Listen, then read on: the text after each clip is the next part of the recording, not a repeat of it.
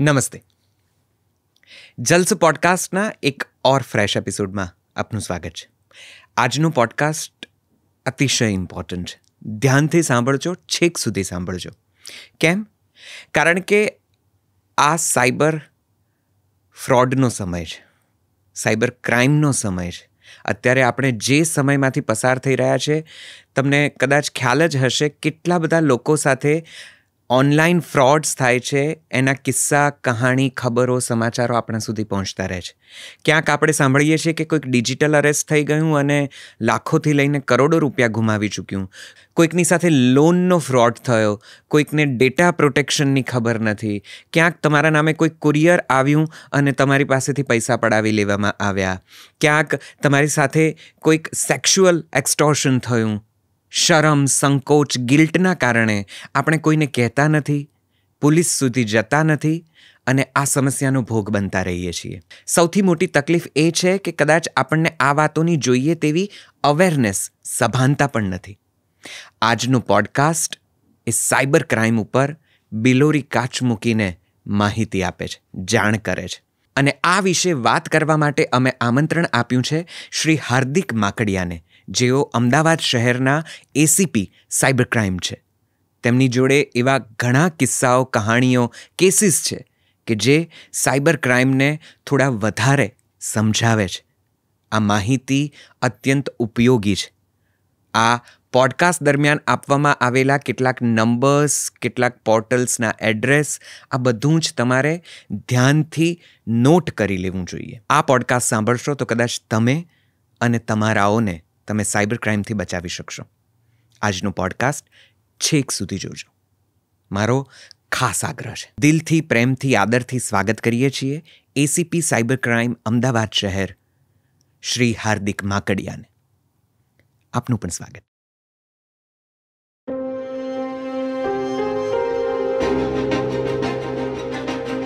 જે સૌથી એબરિંગ છે એ ચાઇલ્ડ પોર્નોગ્રાફી રિલેટેડ છે, જે સાયબર ક્રાઇમમાં આવે છે. ચાઇલ્ડ પોર્નોગ્રાફીને ખાલી જોવું, ઇવન ડાઉનલોડ કરવું, એ બી ક્રાઇમ છે. કઈ રીતે સાયબર ક્રાઇમ થાય છે? સાયબર ક્રાઇમની કોઈ ડેફિનેશન નથી હજી સુધી આપણા કાયદામાં. કોમન માણસની દ્રષ્ટિએ જોઈએ તો સાયબર ક્રાઇમને બે પાર્ટમાં આપણે ડિવાઈડ કરી શકીએ. એક ફાઇનાન્શિયલ ફ્રોડ છે, એક નોન ફાઇનાન્શિયલ ફ્રોડ. શું કરવું જોઈએ? કેવી રીતે ખબર પડે કે આ ડિજિટલ અરેસ્ટ છે, આ ફ્રોડ થઈ રહ્યો છે મારી જોડે? પહેલો કોન્ટેક્ટ હોય છે જનરલી સ્પૂફ કોલથી હોય છે. પ્રી રેકોર્ડેડ ઓડિયો ક્લિપ્સ હોય છે.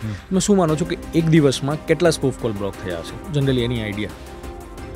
લાખ, 10 લાખ, 1,35,00,000 કોલ.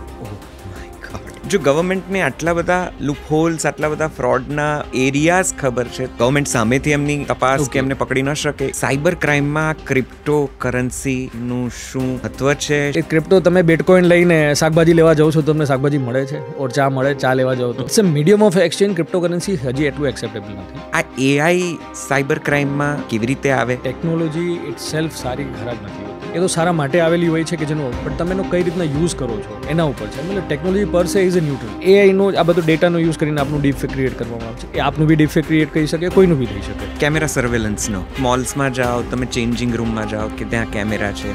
અને રિસન્ટ કેસ છે પેલી હોસ્પિટલનો, જ્યાં શૂટ કરી લેવામાં આવ્યા અને વગેરે વગેરે. આ સાયબર ક્રાઇમમાં આવે. સીસીટીવી એમના હેક થયા હતા. હવે લોકોમાં અવેરનેસ આવી છે. આપ ક્યાં ઇન્જેક્શન અપાવો છો, આપ કે કપડાં ચેન્જ કરો છો, ત્યાં કોઈ કેમેરો હોય you can raise an objection. Cyber ક્રાઇમમાં શું શું મદદ આપવામાં આવે છે? ફર્સ્ટ થિંગ, જે અત્યારે 1930 નંબર છે, તો આપ ઓનલાઈન બી કમ્પ્લેન કરી શકો છો. cybercrime.gov.in એન ઉપર જે national cyber crime registration portal છે, ત્યાં બી કરી શકે. એ બી ઓનલાઈન કમ્પ્લેન અલ્ટિમેટલી જે તે સાયબર ક્રાઇમ યુનિટ અથવા તો પોલીસ સ્ટેશન પાસે આવી જશે. આ સાયબર ક્રાઇમને કઈ રીતે એ લોકો પ્રિવેન્ટ કરી શકે? કોઈ બી સાયબર ક્રાઇમથી બચવા માટે એક ધ્યાન રાખો, સ્ટ્રેન્જર ઇઝ અ ડેન્જર. નમસ્તે હાર્દિકભાઈ, thank you very much for joining us. મને બહુ જ આનંદ છે કે આજે તમે અમારી સાથે પોડકાસ્ટમાં જોડાયા છો. We welcome you. It's my pleasure. અને આજે એક એવા વિષય પર વાત કરવાના છીએ કે કરવા જઈ રહ્યા છીએ, અને એમાં આપની એક્સપર્ટાઇઝ ખૂબ છે, આપનો અનુભવ ખૂબ છે. ડિજિટલ અરેસ્ટ અથવા તો સાયબર ક્રાઇમ અત્યારે ખૂબ સંભળાતા, ખૂબ ચર્ચાસ્પદ શબ્દો છે. ક્યાંક ને ક્યાંક રોજ છાપામાં કોઈક જગ્યાએ એવા સમાચાર આવતા રહે છે, ખબરો આવતી રહે છે, માહિતી મળતી રહે છે કે આટલું ફ્રોડ થયું, કોઈક એમાં અમુક લાખ રૂપિયા, અમુક કરોડ રૂપિયા ગુમાવી ચૂક્યું, કોઈકે સુસાઇડ કરી લીધું, અને આ વધતું જ જાય છે. આપની એક્સપર્ટાઇઝ છે અને આજે અમને એમ છે કે આપ અમને જેટલું સમજાવી શકો આ વિશે તો અમને આનંદ થશે. Thank you very much for joining us Definitely. Once again. સૌથી પહેલાં તો મને એ કહો કે સાયબર ક્રાઇમ શું છે, કયા ક્રાઇમ્સ સાયબર ક્રાઇમ હેઠળ આવે છે અને એના સ્વરૂપો સતત બદલાતા રહે છે. 6 મહિને એની મોડસ ઓપરેન્ડી જેને કહેવાય કે એ બધું બદલાઈ જાય છે, એની આખી પેટર્ન બદલાઈ જાય છે. કઈ રીતે સાયબર ક્રાઇમ થાય છે અને કયા ક્રાઇમ્સને સાયબર ક્રાઇમ ગણવામાં આવે છે? અગર સાયબર ક્રાઇમ આપણે વાત કરીએ તો યુ વિલ બી સરપ્રાઇઝ કે સાયબર ક્રાઇમની કોઈ ડેફિનેશન નથી હજી સુધી આપણા કાયદામાં. અગર સાયબર ક્રાઇમ ડીલ કરતો આપણો જે કાયદો છે તો ઇન્ફોર્મેશન ટેકનોલોજી એક્ટ 2000માં જે બનેલો કાયદો છે એ સાયબર ક્રાઇમને ડીલ કરે છે.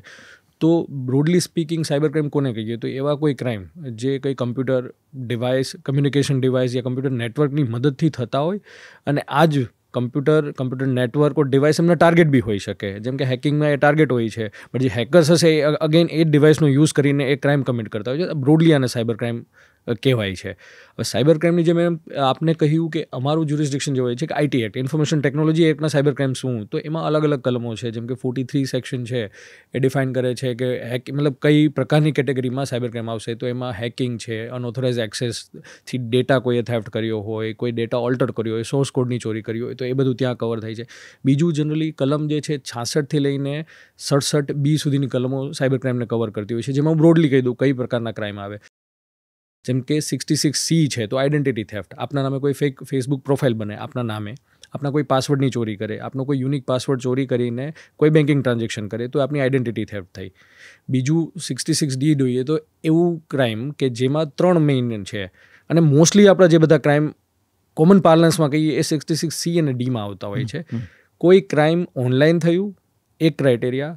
જેમને ક્રાઇમ કર્યું એમને ઇમ્પર્સોનેટ કરે છે, એટલે કોકની બીજાની ખોટી ઓળખ આપે છે. એ હયાત પર્સન હોય અથવા તો ફિક્ટિશિયસ પર્સન હોય.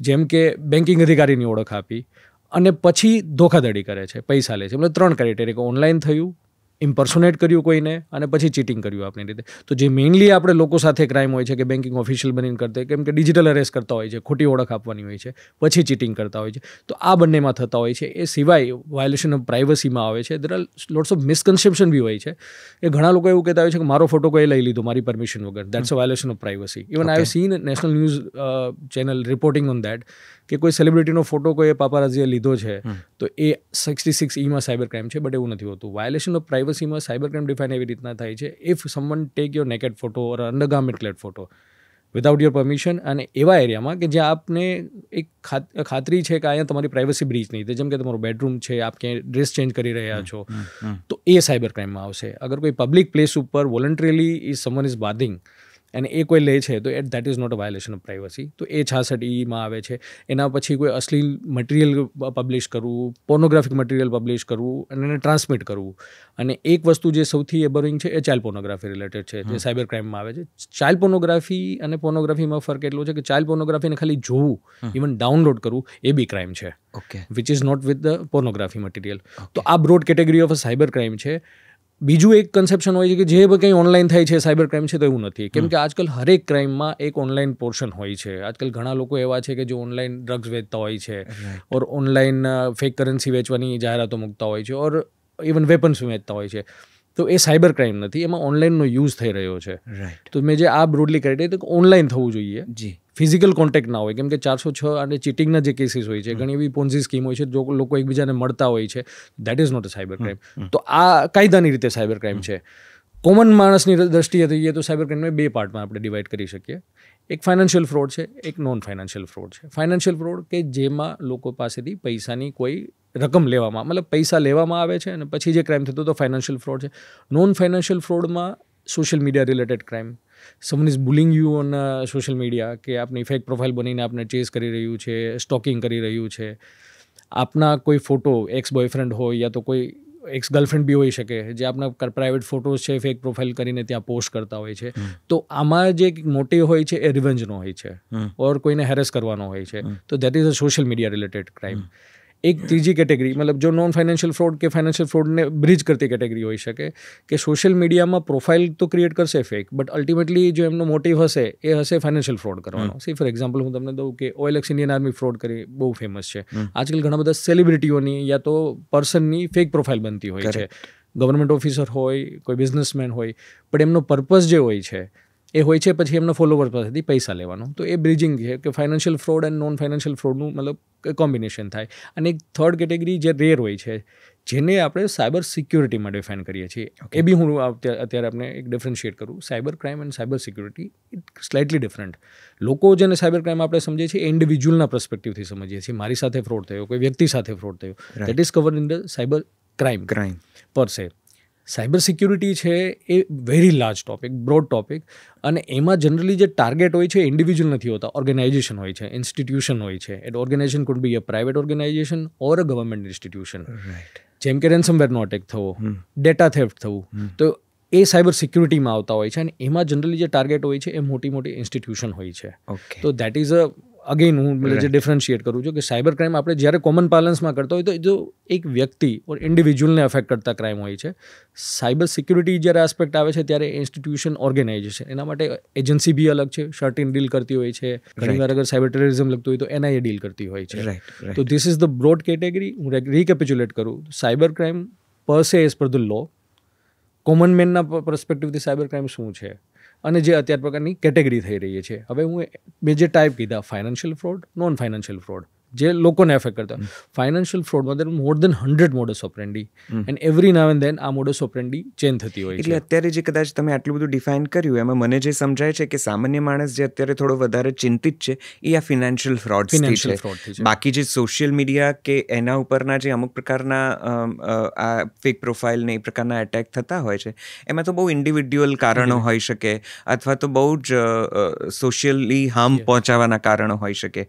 પણ ફિનાન્શિયલ ફ્રોડ જે લગભગ સામાન્ય ગૃહિણીથી લઈને કે નવા કોઈ અકાઉન્ટ, બેંક અકાઉન્ટ ઓપન કરીને કોઈ સાવ નવો 18 વર્ષનો જુવાની હોય જેણે હમણાં જ કર્યું હોય, થી લઈને 80 વર્ષના કોઈ વડીલ હોય જેની સાથે આ બધું જ થતું હોય છે.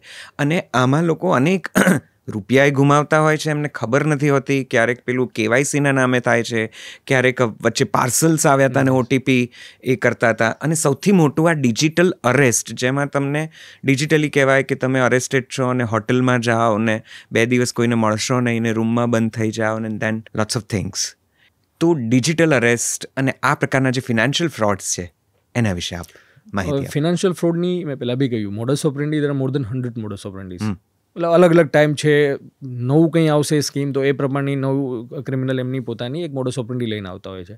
એને બેટર વે અન્ડરસ્ટેન્ડ કરવાનું છું, રીજન વાઇઝ એક્સપ્લેન કરું કે સૌથી વધારે સાયબર ક્રાઇમ જે ઇન્ડિયામાં અત્યારે થઈ રહ્યા છે.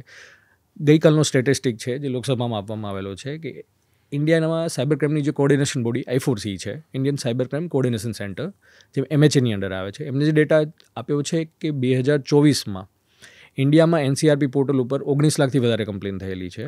And total loss that we have bear is more than 22,000 crore cumulatively. હવે આ બધા ક્રાઇમમાં જે મોડસ ઓપરેન્ડી લોકોને કદાચ એના ખબર હોય કે ક્યાંથી થઈ રહ્યા છે, તો હું પહેલાં એમ કરું કે પહેલાં એવું હતું આજથી 2021-22 કોવિડ વખતે કે સૌથી વધારે ક્રાઇમ ઇન્ડિયામાંથી થતો. જામતાળા, મેવાત, વેધર સેન્ટર્સ. અગર હિસ્ટ્રી બ્રીફ કહું, મેવાતમાં ઇન્ડિયામાં સૌથી વધારે પહેલાં જામતાળામાંથી ઇનિશિએટ થયો હતો, જેના ઉપર ડોક્યુમેન્ટરી બી બની છે. જી, સિરિયલ પર એક વેબ સિરીઝ પછી મેવાત એમને સરપાસ કર્યું. But you will be surprise, અત્યારે જે આ 22,000 કરોડનો ફ્રોડ છે એમાં સૌથી વધારે 60%ની આસપાસ સાઉથ ઇસ્ટ એશિયામાંથી ચાઇનીઝ ગેંગ ઓપરેટ કરી રહી છે. And that digital arrest one of the modus operandi of this gang. Okay, હું ટાઈપ વાઇઝ કહું તો જનરલી જામતાળામાંથી કેવા ફ્રોડ થાય છે, બેન્કિંગ રિલેટેડ, OTP આપી દેવા, બેંકમાંથી એક્ઝિક્યુટિવ કરીને વાત કરે છે, એની એપ્લિકેશન કોઈ ડાઉનલોડ કરાવીને પછી આપના જે ઇન્ફોર્મેશન છે એ સ્ટીલ કરવી, યા તો એની ડેસ્ક એવી રીતના સ્ક્રીન મિરરિંગ એપ્લિકેશન હોય એ ડાઉનલોડ કરાવી. મતલબ આપણે કસ્ટમર કેર એક્ઝિક્યુટિવ તરીકે વાત કરે છે, આપણે નથી ફાવતું તે એપ્લિકેશન ડાઉનલોડ કરે છે. વન્સ યુ ડાઉનલોડ એપ્લિકેશન તે વિલ ગેટ ધ કંટ્રોલ. આપના OTP ને બધું જોઈને પછી ફ્રોડ કરે છે. આપણે જે કીધું ઇલેક્ટ્રિસિટી બિલનું હમણાં વાત થઈ હતી કે આપણું ઇલેક્ટ્રિસિટી કનેક્શન કટ થઈ જશે અને પછી આપની સાથે જે ફ્રોડ કરે છે એ બધી જામતાળાની મોડસ ઓપરેન્ડી છે.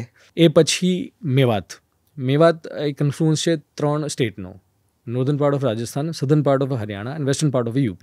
તો ત્યાં 5 થી 6 ડિસ્ટ્રિક્ટ છે, જેમ કે Alwar, Bharatpur, Nuh, Deeg, western part of Mathura.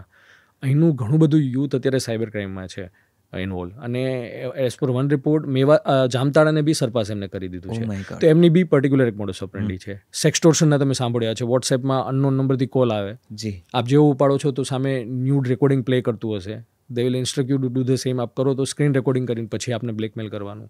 આ થઈ શકે. આપને ફેક કોઈ યુવતીના નામે રિક્વેસ્ટ આવે, આપને થોડી વાર વાત કરીને પછી વોટ્સએપમાં લઈ અને પછી સેમ રિપીટ કરવામાં આવે. આ એક એમનું સૌથી વધારે છે. ફેક ફેસબુક પ્રોફાઇલ આજકાલ જે ક્રિએટ થતી હોય છે કોઈ બી એમિનન્ટ વ્યક્તિની, કે એ પોલીસ ઓફિસર બી હોઈ શકે, એ કોઈ બિઝનેસમેન બી હોઈ શકે, અને એના નામે પછી ફોલોવર્સ બનાવીને 5,000 મારે રૂપિયાની જરૂર છે તાત્કાલિક જે મંગાવવામાં છે, એ મેવાતની મોડસ ઓપરેન્ડી છે. OLX ઇન્ડિયન આર્મી ફ્રોડ જે આજકાલ બહુ ફેમસ છે, કે તમે ઘણા બધા એક જ નામ હોય કે સંતોષ કુમાર CRP બોલું છું, અમારી ટ્રાન્સફર આવી ગઈ છે, અમારે કોઈ ગુડ્સ વેચવાના છે, ગુડ્સ OLX ઉપર વેચવા મૂકશે. અત્યારે ઇન્ડિયા માર્ટ બી મૂકે છે. ગુડ્સ આપણે લેવા જશો એટલે તમને ફેક ડોક્યુમેન્ટને બધું અને સસ્તા ભાવે મોકલશે. આર્મીવાળાની આઈડેન્ટિટી એટલે લે તાકી ટ્રસ્ટ લોકોમાં બેસે, અને પછી જે ફ્રોડ કરવામાં આવે છે. તો આ બધી મેવાતની મોડસ ઓપરેન્ડી છે. પછી ઇન્ડિયામાં પોકેટ્સ છે અલગ અલગ, જેમ કે અમુક પોકેટ્સ ઇવન આપણે ગુજરાતમાં બી છે જે ઇન્વેસ્ટમેન્ટ એડવાઇઝરીના નામે ફ્રોડ કરતા હોય છે. મહેસાણાના અમુક હિન્ટરલેન્ડ્સમાં છે, એવી રીતના દિલ્હીમાંથી હોય છે ઇન્સ્યોરન્સ પોલિસીના નામે ફ્રોડ થતા હોય છે. વેસ્ટ બેંગાલમાંથી અમુક સેન્ટર્સ છે ત્યાં પર્ટિક્યુલર મોડસ ઓપરેન્ડીના ફ્રોડ થતા હોય છે. તો આ એરિયા વાઇઝ બ્રોડલી મોડસ. હવે હું આવીશ ઇન્ડિયાની બહારથી. એક નાઇજીરિયા જે મોડસ ઓપરેન્ડી સૌથી વધારે છે, એમની મોડસ ઓપરેન્ડી મેટ્રિમોનિયલ ફ્રોડ આપણે કદાચ સાંભળ્યું હોય તો. મેટ્રિમોનિયલ વેબસાઇટ ઉપર ફેક વેબસાઇટ હોય છે. They are targeting both mail and female. પોતે એક પ્રોસ્પેક્ટ તરીકે પ્રોફાઇલ બનાવશે, ઇન્સ્ટાગ્રામમાંથી ઓપન પ્રોફાઇલનો ડેટા બધો મોકલશે. પોતે મર્ચન્ટ નેવીમાં છે એટલે વિડીયો કોલ નહીં કરી શકે ને એવી રીતના કઈ એમને એક પ્રેમ જાળમાં ફસાવશે. પછી મોંઘી ગિફ્ટ આપવાના બાને કરોડોની ગિફ્ટ આપી હશે કે અહીંયા આવશે, કસ્ટમમાં પકડાય છે, પછી કસ્ટમ અધિકારીનો ફોન આવશે, એવી રીતના ઠગાઈ કરવામાં આવે. એ નાઇજીરિયન ફ્રોડ. નાઇજીરિયન ફ્રોડમાં બીજા અમુક છે જે કોર્પોરેટને ટાર્ગેટ કરતા હોય છે, કે એક ટ્રોજન માલવેર આપના ડિવાઇસમાં ઇન્સ્ટોલ કરવો. અગર આપના ઈમેલ થ્રુ, લિંક થ્રુ પહેલાં ઇન્સ્ટોલ કરે, અને પછી જે કંપનીઓ હોય છે એને ટાર્ગેટ કરીને, જેને એક્સપોર્ટ કે ઇમ્પોર્ટ હોય, જેમની સાથે એમને ડીલિંગ થતું હોય, વન ફાઇન ડે એ તમારા ઈમેલ જોવે, અને ઈમેલમાં જે આપ જે અકાઉન્ટમાં મોકલતા હોય છે એમની ડિટેલ્સ ચેન્જ કરીને એક ઈમેલ આપને મોકલશે, કેમ કે ઈમેલનો કંટ્રોલ એમની પાસે હોય છે. અને એમાં બી મોટી ફ્રોડ થતી હોય છે, કરોડોમાં, મતલબ અમુક લાખોથી કરોડોમાં થતી હોય છે. અને લોકોને જે કંપનીને ત્યારે ખબર પડશે કે એ જેમની સાથે ડીલ કરતા હોય છે એમને તો એ પહોંચ્યું જ નથી કોઈ પેમેન્ટ, કે એ નાઇજીરિયન ફ્રોડ છે. એન્ડ આવી રીતના એમો છે. હવે હું આવીશ ચાઇનીઝ ગેંગ ઉપર, કેમ કે અત્યારે સૌથી વધારે આપને જે પ્રોબ્લેમ થઈ રહી છે ત્યાંથી છે.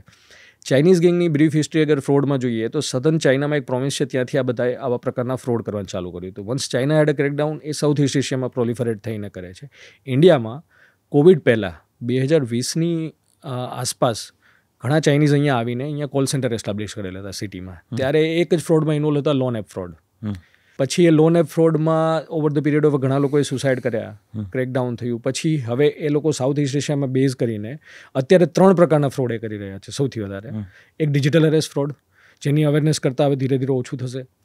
પિગ બુચરિંગ સ્કેમ છે, જે ઇન્ડિયા અને બીજા વર્લ્ડમાં દેશોમાં બી કરી રહ્યા છે. પિગ બુચરિંગ સ્કેમમાં શું કરે છે કે લોભામણી સ્કીમ, આપને જાહેરાત મળશે ફેસબુકમાં યા તો કોઈ ઇન્સ્ટાગ્રામમાં, જેમ કે શેર માર્કેટમાં ઇન્વેસ્ટ કરો યા તો ઘર બેઠા કમાવો. પછી આપને ટેલિગ્રામ ગ્રુપને વોટ્સએપ ગ્રુપમાં જોડાવવામાં આવશે. ઇનિશિયલી તમને રિટર્ન આપવામાં આવશે.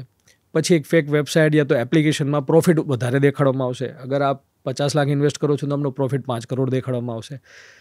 જેટલું આપણે ઇન્વેસ્ટ કરતા રહેશો એટલો એ પ્રોફિટ વધારે છે. પછી જ્યારે આપ વિડ્રો કરવા જશો ત્યારે કહેશે કે ઇન્કમ ટેક્સના પૈસા ભરવા પડશે, પેનલ્ટી આપવી પડશે. આપ જેટલા બી પૈસા ભરો અલ્ટિમેટલી 1 રૂપિયો આપને પાછો મળતો નથી. તો પિગ બુચરિંગ સ્કેમ અત્યારે સૌથી વધારે ડિજિટલ અરેસ્ટ કરતાં બી અત્યારે અમાઉન્ટમાં પિગ બુચરિંગ સ્કેમ થઈ રહ્યો છે, જેમાં શેર માર્કેટના ઘર બેઠા કમાવાની, ક્યારેક યુટ્યુબ વિડીયો લાઇક કરો, આવા ટાસ્ક આપવામાં આવશે આપને. કોઈ સેલિબ્રિટી હશે એના ફોલોવર વધારવા માટે એમની કમેન્ટ લાઇક કરવાની, પ્રોડક્ટિવિટી વધારવા માટે કોઈ પ્રોડક્ટ લાઇક કરવાની માર્કેટ પ્લેસ ઉપર. મેં એમાં એક just I wanted to add something. કદાચ મને જ્યાં સુધી ખ્યાલ છે 2-4 સેલિબ્રિટીના નામે કે એમની લાઈફસ્ટાઈલ આટલી બધી કેવી રીતે આગળ વધી ગઈ, તો એમણે એન્ડોર્સ કર્યું હોય દેટ આઈ એમ કોક મારું સ્ટોક માર્કેટ સંભાળે છે અને હું વિદેશમાં મારા પૈસા ઇન્વેસ્ટ કરું છું ને ત્યાંના વિદેશના સ્ટોકમાં ઇન્વેસ્ટ કરીને I am getting a good money. એવી બહુ જાણીતી વ્યક્તિઓના આવા, અને બહુ સારી વેબસાઇટ, એટલે જેને કહેવાય કે સારા મેગેઝિન, જે એસ્ટાબ્લિશ્ડ મેગેઝિન્સ કે એમની વેબસાઇટ્સ છે એની ઉપર આવેલું હોય, અને તમને એમ થાય કે આપણે પણ આ પોર્ટલનો ઉપયોગ કરીએ, અને ઇમિડિયેટલી ક્વિકલી કોલ આવે અને એવરીથિંગ હેપન્સ, થોડી વારમાં તો એવું લાગે કે પૈસા વધી રહ્યા છે. સો આવું પણ મેં બહુ જ સાંભળ્યું છે. આ પણ પિગ બુચરિંગમાં જ આવે. Why it is called pig butchering? ક્યોંકि લાઈક અ પિગ, પહેલાં તમને નાની અમાઉન્ટ આપીને આપનો ટ્રસ્ટ લઈને આપને ફેડ કરવામાં આવે છે. Right. In the sense so you can invest more money. પછી કોઈ સ્કીમ આપવામાં આવશે કે 1 મહિના સુધી ઇન્વેસ્ટ કરો યા આટલા ટાસ્ક પૂરા કરો. પહેલાં અમે ટાસ્ક ફ્રોડ કરતા because they were giving you a number of task that you are suppose to complete. પછી જેવા આપ ટાસ્ક ખતમ કરતા જશો, so once pig is fatten then it is butchered. જે આપ કરો છો સેલિબ્રિટીનું અત્યારે થઈ રહ્યું છે because they are using deep fake technologies. Deep ફેકનો યુઝ કરીને એમના વિડીયો બનાવવામાં આવે છે. ઇવન પિગ બુચરિંગમાં હવે અમે જોયું છે કે જે સામે લેડી બનીને વાત કરે છે એમાં બી આ લોકો ડીપ ફેક ટેકનોલોજીનો યુઝ કરે છે, which is a next big challenge for us. અને બીજું જે આપ કહી રહ્યા છો ડિજિટલ અરેસ્ટ ફ્રોડ, જે એમની સૌથી લોકોમાં જે એક પરિચિત મોડસ ઓપરેન્ડી છે એ ડિજિટલ અરેસ્ટ છે. કેમ કે એમનું ક્રાઇમને જે એક્સપાન્ડ થયું હતું છેલ્લા થોડાક સમયમાં એ બહુ જ વધારે હતું. એટલા માટે એ બી આ ચાઇના બેઝ ગેંગ છે. એ કંબોડિયા, વિયેતનામ, લાઓસ અને મ્યાનમાર આ એરિયામાંથી કરી રહ્યા છે. તો આ ડિજિટલ અરેસ્ટમાં તો બહુ જ બિહામણા કિસ્સા છે. યુપીના કોઈક એક કપલે 5 દિવસ હોટેલમાં ગાળ્યા અને 1 કરોડથી વધારે રૂપિયા ડિજિટલ અરેસ્ટમાં એમના સ્પેન્ડ થયા. છાપાઓમાં જે ખબરો આવે છે. કેટલા મારા ખુદના એક ભાઈબંધ સાથે લગભગ એ વાત થતાં રહી ગઈ અને એને છેલ્લે એમણે ઓટીપી કે લિંક માગ્યો ને એને સ્ટ્રાઇક થઈ કે ઓટીપી કેમ મને બેઠા માગે છે. અને એણે બધું હેંગ કરી દીધું અને એ બચી ગયો. પણ 2 કલાક માટે he was completely arrested, so cold જેને કહેવાય. તો આમાંથી કઈ રીતે શું કરવું જોઈએ? કેવી રીતે ખબર પડે કે આ ડિજિટલ અરેસ્ટ છે, આ ફ્રોડ થઈ રહ્યો છે મારી જોડે? કારણ કે સામે એટલા બધા ઓથેન્ટિક લાગતું આખું સેટઅપ હોય છે. પેલા લેટર એ લોકો પેલા મોકલે છે. ડિજિટલ અરેસ્ટથી બચવા માટે જે આપ કહી રહ્યા છો, પહેલાં તો સમજવું પડશે ડિજિટલ અરેસ્ટ શું છે અને કઈ રીતના થાય છે. સો બેઝિકલી એક સ્કેમનો ટાઈપ છે. ફ્રોડ કરવામાં આવે છે જેમાં સ્કેમર્સ યા સાયબર ક્રિમિનલ એક ગવર્મેન્ટ ઓથોરિટી, પોલીસ હોય, ઘણીવાર જજ બને છે, ઘણીવાર વકીલ બને છે, પોતાની ઓળખ આપે છે. તમે કોઈ ઇલીગલ એક્ટિવિટીઝમાં સંડોવાયેલો છો, whether it's money laundering or drug trafficking, એવું કહીને પછી આપણી પાસેથી પૈસા પડાવે છે. હવે આ અગર ફ્રોડ જોઈએ તો એક મિસકન્સેપ્શન લોકોમાં એ છે કે આપણો ડેટા બધો એની પાસે હોય છે, ટ્રાન્ઝેક્શન હિસ્ટ્રી ને મારા આધાર કાર્ડની બધી ડિટેલ, એવું બધા કેસીસમાં નથી હોતું. હું એમને 5 સ્ટેજમાં ડિવાઈડ કરું જનરલી ડિજિટલ અરેસ્ટને. ફર્સ્ટ છે ઇનિશિયલ પોઈન્ટ ઓફ કોન્ટેક્ટ. પહેલો કોન્ટેક્ટ કઈ રીતના થાય છે? તો એવી રીતના નથી કે આપનો બધો ડેટા એમની પાસે લીક છે. હમણાં એક કહું કે જે આપણે એની સાથે હું એવી ડિસ્કસ કરું ગવર્મેન્ટે શું ઇનિશિયેટિવ લીધા. પહેલો કોન્ટેક્ટ હોય છે જનરલી સ્પૂફ કોલથી હોય છે. સ્પૂફ કોલ એટલે એવી વસ્તુ છે કે આપને કોઈ ઇન્ડિયન નંબર ડિસ્પ્લે કરવામાં આવે છે. એક નંબરથી કોલ નથી આવતો, એક રેન્ડમ નંબર ડિસ્પ્લે કરવામાં આવે છે અને સ્પૂફ કોલ કહેવામાં આવે છે. એટલે એમને લાગે કે આ ઇન્ડિયાથી કોલ આવે છે. હવે ઇનિશિયલ કોન્ટેક્ટમાં સ્પૂફ કોલમાં 3 રીતે પહેલાં અમે અત્યાર સુધીમાં જે મારા ધ્યાન આવ્યું છે, 1 વર્ષ પહેલાં જે ફર્સ્ટ આ જે ડિજિટલ અરેસ્ટ ચાલુ થયું ત્યારે સ્પૂફ કોલમાં એક પ્રી રેકોર્ડેડ ઓડિયો ક્લિપ્સ હોય છે જેમાં એવું કહેવામાં આવે છે કે we are calling from a FedEx courier department, the courier that you send has received a drugs, please call press 9 for further information. પછી જે ચાલુ થયું છેલ્લા 6 મહિનામાંથી ટ્રાઈમાં બોલી રહ્યા છીએ અમે, આપનો મોબાઈલ નંબર ઇલીગલ એક્ટિવિટી સાથે કનેક્ટ હોવાને લીધે 2 કલાકમાં આપના મોબાઈલ નંબર બંધ કરી દેવામાં આવશે.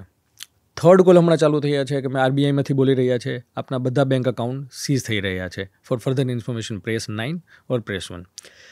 હવે આ જે 3 બધામાં એક છે કે તમને થ્રેટ, ઇમિનન્ટ થ્રેટ નાખે છે. એકમાં છે કે તમે ડ્રગની જે એક્ટિવિટીઝમાં ઇન્વોલ્વ થયા છે તમારું કુરિયર, બીજામાં તમને મોબાઈલ નંબર, ત્રીજામાં બેંક અકાઉન્ટ. મોબાઈલ નંબર અને બેંક અકાઉન્ટ એવી વસ્તુ છે કે જે બધાની સૌથી ડિયર હોય.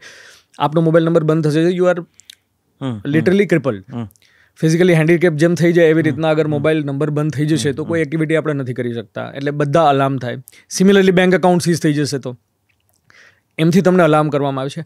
હવે ઇનિશિયલ કોન્ટેક્ટ આ કોલ છે ને એ રેન્ડમલી બધાને કરવામાં આવે છે. એવું નથી કોઈ પર્ટિક્યુલર ટાર્ગેટ કરવામાં આવતો. પર્ટિક્યુલર કે આ કોલ્સ એ લોકો પાસે એ ડિટેલ્સ હોય છે કે આમના બેંક અકાઉન્ટમાં અમુક રૂપિયા પડ્યા છે તો આ લોકો થોડા વધારે ટાર્ગેટેડ છે, થોડી વધારે અમાઉન્ટ વાળા વધારે ટાર્ગેટેડ છે. નહીં, એ જનરલી પોલિસી એવું નથી. આ જનરલી આ કોલ મેં બી રિસીવ કરેલો છે ટ્રાય વાળો. જી અમને બધાને આવતા હશે, બટ જનરલી મને ખબર છે આ નથી થવાનું, એટલે I will block that call અને હું આગળ નહીં વધું. આ લોકો માસ લેવલ ઉપર બધાને આ કોલ કરતા છે. Now I am coming to the second aspect, જે મતલબ શું ગવર્મેન્ટ એક્શન લીધા. ઓક્ટોબર 2024થી MHA ટ્રાય જે અને DOTની અંદર આવે છે એમની સાથે મળીને આ સ્પૂફ કોલ જે બ્લોક કરવા માટે એક્શન લીધા. તમે શું માનો છો કે એક દિવસમાં કેટલા સ્પૂફ કોલ બ્લોક થયા હશે જનરલી? એની આઈડિયા? 1,00,000, 10 લાખ. હું તમને કહું 1,35,00,000 કોલ બ્લોક થયા. Oh my God. 1 કલાકમાં. અને ગવર્મેન્ટે એક્શનને લીધે over the period of time 4 મહિનામાં 97% સ્પૂફ કોલ રિડ્યુસ કરી નાખ્યા. So you can understand virtually 24 કલાકમાં દરેક સિટીઝનને કોલ કરે છે. એ કઈ રીતના કરે છે? જસ્ટ રેન્ડમ 10 નંબરની જે સિરીઝ હોય છે સિમબોક્સથી, વેધર આઉટસાઇડ ઇન્ડિયા, હમણાં બેંકોકમાં હું પકડાયું કેટલા સિમબોક્સનું, કે દર આઈ થિંક મિનિટ આ લોકો 38,000 કોલ કરતા હતા. તો આવા અલગ અલગ જગ્યામાં વર્લ્ડમાં કોઈ બી પાર્ટમાંથી નાખે. એમનું કામ એ જ છે spoof call, pre recorded audio clip બધાને મોકલવી. જે લોકો 9 પ્રેસ કરશે they are the potential victim. Oh God. Once you press 9 તો પછી એની બીજી ગેંગ કામમાં આવી જશે જે કોલ કરવાવાળી છે, જે વિડીયો કોલ કરવાવાળી. એટલે આ તમારો એકવાર 9 આવ્યો, તમારો ડેટા જનરેટ થઈ ગયો કે આટલા નંબર છે, એ ડર્યા છે એમાંથી. સો ફર્સ્ટ પોઈન્ટ છે ઇનિશિયલ પોઈન્ટ ઓફ કોન્ટેક્ટ. એમાં એક પોલિસી છે કે આપણો બધો ડેટા એમની પાસે છે, એવું જરૂરી નથી ડેટા છે આ બધાને. એટલે હું આંકડા આપું છું આપને કે કેટલા કોલ બ્લોક થયા છે, સ્પૂફ કોલ. હવે થઈ ગયું એમની પાસે વિક્ટિમ, કે એ લોકોએ 100 કોલ કર્યા, 2% ગોટ અફ્રેડ. હવે એમને ટાર્ગેટ કરવાના છે. એટલે એમને પછી પાછો સ્પૂફ કોલ કરશે કે અમે ફેડેક્સમાંથી બોલીએ છીએ, આપે જે તાઇવાન કુરિયર મોકલ્યું છે એમાં ડ્રગ્સ આવી છે, આપકો શું? મેં તો કોઈ નથી. નહીં, આપનું નામ છે. હવે નામ જે છે એ કદાચ એમને મોબાઈલ નંબર યા કોઈ લીક ડેટામાં, યા તો પહેલાં આપને કોલ કરીને પૂછશે કે આપનું નામ શું છે, પછી એ જ નામ આપની અગેન્સ્ટમાં યુઝ કરશે. તો આપના કુરિયરમાં મળ્યું છે, આપ કહેશો કે ના ના મેં તો એ નથી કર્યું. પછી આપણી પાસે ડિટેલમાં નહીં, આપણું આખું નામ બોલો શું છે, એ બધું પોતે જ નોટ કરી દેશે. પછી કે એવું છે તો હું તમને એને જે કમ્પ્લેન છે કોઈ પોલીસ સ્ટેશનનું નામ આપશે. અમદાવાદ સાયબર ક્રાઇમનું બી આપી શકે, મુંબઈ સાયબર ક્રાઇમ, CBI કે અહીંયા કમ્પ્લેન લોન્ચ થઈ છે તો એમના એક્ઝિક્યુટિવ સાથે હું તમને કનેક્ટ કરું છું. એટલે પછી એમના એક્ઝિક્યુટિવ બનીને બીજો કોઈ વ્યક્તિ વાત કરશે. આ નોર્મલ કોલ છે. એટલે સેકન્ડ પોઈન્ટ છે, ફર્સ્ટ છે ઇનિશિયલ કોન્ટેક્ટ થયો, વિક્ટિમ ચૂઝ કરવાનું. સેકન્ડ છે એ તમને એક ઇન્ટિમિડેશન ટેક્ટિક્સ હોય છે એના ડ્રગ્સમાં. એટલે જે બીજો વ્યક્તિ વાત કરશે એમ કહેશે હું આ બોલું છું, આ ડ્રગ્સનો કેસ થયો છે. હવે કે મોબાઈલ નંબર હોય કે પછી કુરિયર હોય, ડ્રગ્સ મળી છે, મોબાઈલ નંબર આપના નામે આટલા ઇસ્યુ થયેલા, આપ કહો છો મારા તો છે નહીં, તો નહીં આટલા તો ઇસ્યુ થયેલા જ છે. એ મોબાઈલ નંબરનો ડ્રગ ટ્રાફિકિંગમાં કે મની લોન્ડરિંગમાં યુઝ થયો છે. અને તમારા મોબાઈલ નંબરના આધારે કેટલા બેંક એકાઉન્ટ બી ખુલેલા છે. સેમ બેંક એકાઉન્ટનું હશે તો કહેશે મની લોન્ડરિંગમાં આપના બેંક એકાઉન્ટમાં કરોડોની એન્ટ્રી આવી છે, ડ્રગ ટ્રાફિકિંગનો પૈસો આવ્યો છે. આ જ 2-3 ટેક્ટિક્સ હોય છે.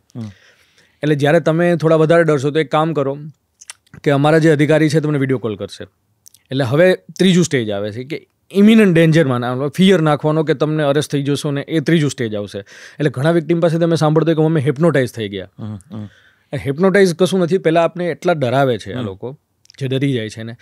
થર્ડમાં જે વિડીયો કોલ આવીને જેમાં પોલીસ બને છે, એ લોકો લોગો રાખ્યા હોય છે, એક પ્રોપર સ્ટુડિયો હોય છે એમાં જે એક્ટ કરવામાં આવે છે. હવે એમાં એક બધું તમને પહેલાં કોલમાં તમારું આધાર કાર્ડ બતાવો, પાન કાર્ડ બતાવો, આ બધી વિગતો તમને ઇનિશિયલી કોલમાં તમને ડરાવીને લેવામાં આવે છે. એ જ વિગતોનો તમારી અગેન્સ્ટમાં યુઝ થાય છે. પછી શું કહે છે, ડાયરેક્ટ તો તમને પૈસા, એક વિચારવા જેવી વસ્તુ એ છે, ઘણા લોકો 20 કરોડ આપી દીધા છે, 5.5 કરોડ આપ્યા છે. ગઈકાલનો એક છે કે રિટાયર્ડ આર્મી ઓફિસર કર્નલ હતા, એમને 3.5 કરોડ આપ્યા. તો લોકો આટલા રૂપિયા આપવા કેમ તૈયાર થઈ જાય છે? તો હવે જે આ ત્રીજા સ્ટેજમાં જે તમને ડેન્જરમાં નાખે છે, એમાં તમને શું કરે છે કે તમારી ડિટેલ લઈને પછી કરવામાં આવે છે કે આ કેસ અમે આ પર્ટિક્યુલર અધિકારીને ડેપ્યુટ કર્યો છે, એમને આપીએ છીએ. પછી તમારા જે આ આધાર કાર્ડને તમારો જ ફોટો લઈને એ એડિટ કરીને એક સસ્પેક્ટ લિસ્ટ મોકલશે કે 4 કોઈ બીજા પકડાયા છે. જે કોઈ બી આપણે પ્રેસ નોટ અમે પોલીસની આપી હોય, એક ફોટો એમાં એનો ચીપકાવી દેશે, એનું નામ એડિટ કરી દેશે, આપનું સસ્પેક્ટ લિસ્ટમાં નામ છે, અને કોઈ એમિનન્ટ પર્સનાલિટી કે જેનો હમણાં મની લોન્ડરિંગનો કેસ થયો હોય. જેમ કે એક જે મેં 2 કેસીસમાં જોયું છે, નરેશ ગોયલ અને નવાબ મલિકા, બહુ કોમન નામ છે. તો એમની જે પ્રેસ રિલીઝ એડિટ કરીને બધું આપશે કે આ બધું થયું છે, એમાં આપના બી બેંક એકાઉન્ટ મળ્યા છે. એટલે એમ કે મેં તો નહીં બટ તમારા મળ્યા છે. હવે એક કોઈ બેંક સ્ટેટમેન્ટ મોકલશે તમને, એમાં તમારું નામ ને બધું એડિટ કરી લીધું હશે, એમાં ટ્રાન્ઝેક્શન મોટા હશે. એટલે તમને કહેવામાં આવશે કે આ બેંક સ્ટેટમેન્ટ તો તમારું જ છે. એટલે તમે ફરીથી ડરી જશો. એટલે પછી કે જો તમે નથી ખોલાવ્યું એટલે પછી ફેક વોરંટ આવશે. RBIના નામે વોરંટ મોકલે છે, CBIના ફેક વોરંટ મોકલે છે, ઇવન ચીફ જસ્ટિસ બનીને બી વાત કરે છે. અને સુપ્રીમ કોર્ટની એક ફેક વેબસાઇટ ક્રિએટ કરેલી હતી, એમાંથી વોરંટ બી દેખાડે છે ફેક, કે આ તમારા નામે વોરંટ નીકળ્યું છે. તો જે વિક્ટિમ હોય છે એટલા ડરી જાય છે કે હવે તમારી અરેસ્ટ થવાની છે. બીજું એક અમે જોયું છે કે એમના જે નિયર એન્ડ ડિયર વન્સ હોય એના નામે બી ડરાવે છે કે તમે નહીં કર્યું તો તમારા સને, તમારી ફેમિલીમાં કોણ કોણ છે. તો ઘણા સિનિયર સિટીઝનો જ્યારે ફેમિલીની વાત આવે છે ત્યારે બહુ જ ડરી જાય છે. જો તમે એને કર્યું હશે તો આખી ફેમિલી તમે અરેસ્ટ થઈ જશો. અને કોઈને ના કહેતા તમે અધરવાઇઝ બધા અરેસ્ટ થઈ શકો છો તમે. પછી એમને બીજું શું કહે છે કે લોકલ પોલીસનો લોકો કેમ કોન્ટેક્ટ નથી કરતા. હવે આ બેંક એકાઉન્ટને બધું દેખાડીને એવું કહે છે કે એક ડરાવી દીધા આપને, પછી આવશે સિમ્પથી આપને દેખાડવાની. ઓકે, અમને લાગે છે તમે ઇનોસન્ટ છો આ બધું વાત કરીને, તો આમાં એક કામ હોય, લોકલ બેંક અને પોલીસ મળેલી હશે એટલે આ તમારું અકાઉન્ટ ને બધું ખુલ્યું છે કે તમારું સિમ કાર્ડ નીકળ્યું છે. પણ હવે તમે કોઈને વાત ના કરતા, કેમ કે તમારા ફોન બધા ટેપ થઈ રહ્યા હશે. તમે બધાથી આઇસોલેટ થઈ જાઓ, કોઈની જોડે કોન્ટેક્ટ ના કરતા, તમે વિડીયોની સામે જ રહેજો. દર 2 કલાકે તમારે ત્યાં હાજરી આપવાની છે કે આઈ એમ ઓનલાઈન. આ એક સાયકોલોજીકલ ટેક્ટિક્સ છે જ્યાંથી આપ બીજા કોઈ જોડે વાત ના કરી શકો. જે આપ હોટલની વાત કર્યો છો, હમણાં એવું આવે છે કે ઘરમાં કોઈ અગર આઈડેન્ટિફાઈ કરી શકે તો એમને એવું કહે છે તમે હોટલમાં જતા રહો. અને હોટલમાં સરપ્રાઇઝિંગલી અમે એવું બી જોયું છે કે ઓનલાઈન સર્ચ બી કરે છે કે આપની નજીકમાં આ હોટલ છે ત્યાં જતા રહો. હોટલના રિસેપ્શનને બી ફોન કરે છે આ જ સ્પૂફ કોલથી કે તમારે ત્યાં એક આવ્યા છે, તો એમને એ ના આવડતું હોય કે સિમ આપણે એમને કઈ રીતના વાઈફાઈ જોડે મોબાઈલને કનેક્ટ કરવો. સિમને કેસે બંધ કરી દો, મોબાઈલને વાઈફાઈ જોડે કનેક્ટ કરી દો, અને પછી આખી પ્રોસેસ હોટલમાં કરશે. એટલે ઘરે કોઈની વાત ના કરી શકે. ક્યોંકि એક રિસન્ટ કેસમાં અમારે એવી રીતના એક વિક્ટિમ આવ્યા હતા કે અમારા મમ્મી 2 દિવસથી ઘરેથી ગાયબ છે અને ફોન નથી ઉપાડતા. ખાલી મેસેજ કર્યો એમને વોટ્સએપમાં કે મારું ઇન્વેસ્ટિગેશન ચાલે છે, એટલે અમે ખ્યાલ આવી ગયું કે ડિજિટલ અરેસ્ટ છે. પછી એમને હોટલથી ફાઇન્ડ કરીને એમને રેસ્ક્યુ કરેલા હતા. તો આ આવ્યું પછી એમને સિમ્પથી આપશે. આનાથી બચવાનો એક જ રસ્તો છે કે આપણે એક કામ કરીએ કે તમારો ફેક આરબીઆઈના સર્વરમાં ચેક કરીએ આપણે કે આ થયા છે ટ્રાન્ઝેક્શન. કેમ કે લોકલ બેંક ઇન્વોલ્વ છે એટલે અમારે ડાયરેક્ટ આરબીઆઈના સર્વરમાં તો આપના કેટલા અકાઉન્ટ છે, શું છે. આ લાસ્ટ સ્ટેપ આવશે કે જ્યાં તમારી યારે ફાઇનાન્શિયલ ફ્રોડ થશે. એટલે પહેલાં તમને એટલા ડરાવશે, જ્યાં હિપ્નોટિઝમ છે બીજું કશું નથી. પહેલાં આપને ડરાવીને પછી સિમ્પથી શો કરશે અને પછી આપના અકાઉન્ટમાંથી બધા પૈસા ટ્રાન્સફર કરીને એવું કહેશે 30 મિનિટમાં આવી જશે આ પૈસા. લોકો એમની એફડી તોડાવે છે, શેરબજારમાં જે પૈસા હોય એ બધા વેચીને કોઈ અકાઉન્ટમાં લઈને પછી ટ્રાન્સફર કરે છે. બીજું હોય છે ઘણીવાર એમ બી કે આપને આ ના આવડતું, એક કામ કરો આપણા બેન્કિંગના આઈડી પાસવર્ડ આપી દો, અમે ચેક કરી લઈએ બધું. એમ કરીને જો પૈસા ટ્રાન્સફર કરી લેશે. સો અલ્ટિમેટલી આખી જે સ્ટોરી છે, સ્ટાર્ટ ઇનિશિયલ કોન્ટેક્ટથી લઈને સ્ટેપ બાય સ્ટેપ થાય છે બધી એક્ટિવિટી. આપણે ફેક વિડીયો બી મોકલવામાં આવે છે. જેમ કે અમે કોઈ અહીંયા એક સીઝર કરી હોય તો એ સીઝરમાં આમાં એક વિડીયો મોકલવામાં આવશે, ક્રેડિટ કાર્ડ કોઈ મોકલવામાં આવશે જેમાં આપનું નામ એડિટ કરેલું હશે. અલ્ટિમેટલી બધું ફેક હશે. Once you transfer the money they stop responding. આ તો બહુ જ સ્કેરી છે અને ઇઝી ટુ આઈડેન્ટિફાઈ છે. અગર કોઈ કરે છે, જેમ કે કઈ રીતના આઈડેન્ટિફાઈ, સ્પૂફ કોલ આવ્યો છે, સ્પૂફ કોલને ઇઝી રીતના આઈડેન્ટિફાઈ, તમે એ કોલ ઉપર પાછો કોલ કરશો તો નહીં જાય. બીજું કે આ જેવા સ્પૂફ કોલ હોય છે જે નંબર ઉપર ડિસ્પ્લે કરતા હોય છે, એ કોઈ બી નંબર ડિસ્પ્લે કરી શકે. એનાથી લોકોને ચેતવાની જરૂર છે. એ ઓફિશિયલ એજન્સીનો બી નંબર ડિસ્પ્લે કરી શકે. હવે ઓછું થયું છે સ્પૂફ કોલથી. તો જનરલી અગર કોલ બેક કરે તો ત્યાંથી જ બચી શકશે કે એવો કોઈ નંબર છે જ નહીં. અને જનરલી આ લોકો ટાર્ગેટ કરતા હોય છે એવું જેટલું અમારી બહુ ઓછી સમજણમાં કે માહિતીમાં છે એ પ્રમાણે વડીલોને ટાર્ગેટ કરે છે અને ગૃહિણીઓને ટાર્ગેટ કરે છે. વચ્ચે પેલા તમારું પાર્સલ આવ્યું છે, દરવાજા સુધી આવી જાય, મેં નથી મંગાવ્યું, ના પણ તમારા નામે જ છે, કામ કરો જુઓ કે OTP આવ્યો હશે, and that's how they fraud with you. એટલે એવા લોકોને ખાસ કરીને ટાર્ગેટ કરવામાં આવે છે કે જે ક્યાં તો ઓક્યુપાઈડ છે અને અચાનક તમને જવાબ આપી શકતા નથી ને ગભરાઈ જાય છે. વડીલો જેમને કદાચ આ ડિજિટલની બહુ સમજણ હોય ન હોય એવું થાય છે, કે પછી પ્રોફેશનલ સાથે પણ એટલું જ થાય છે જે જાણકાર છે.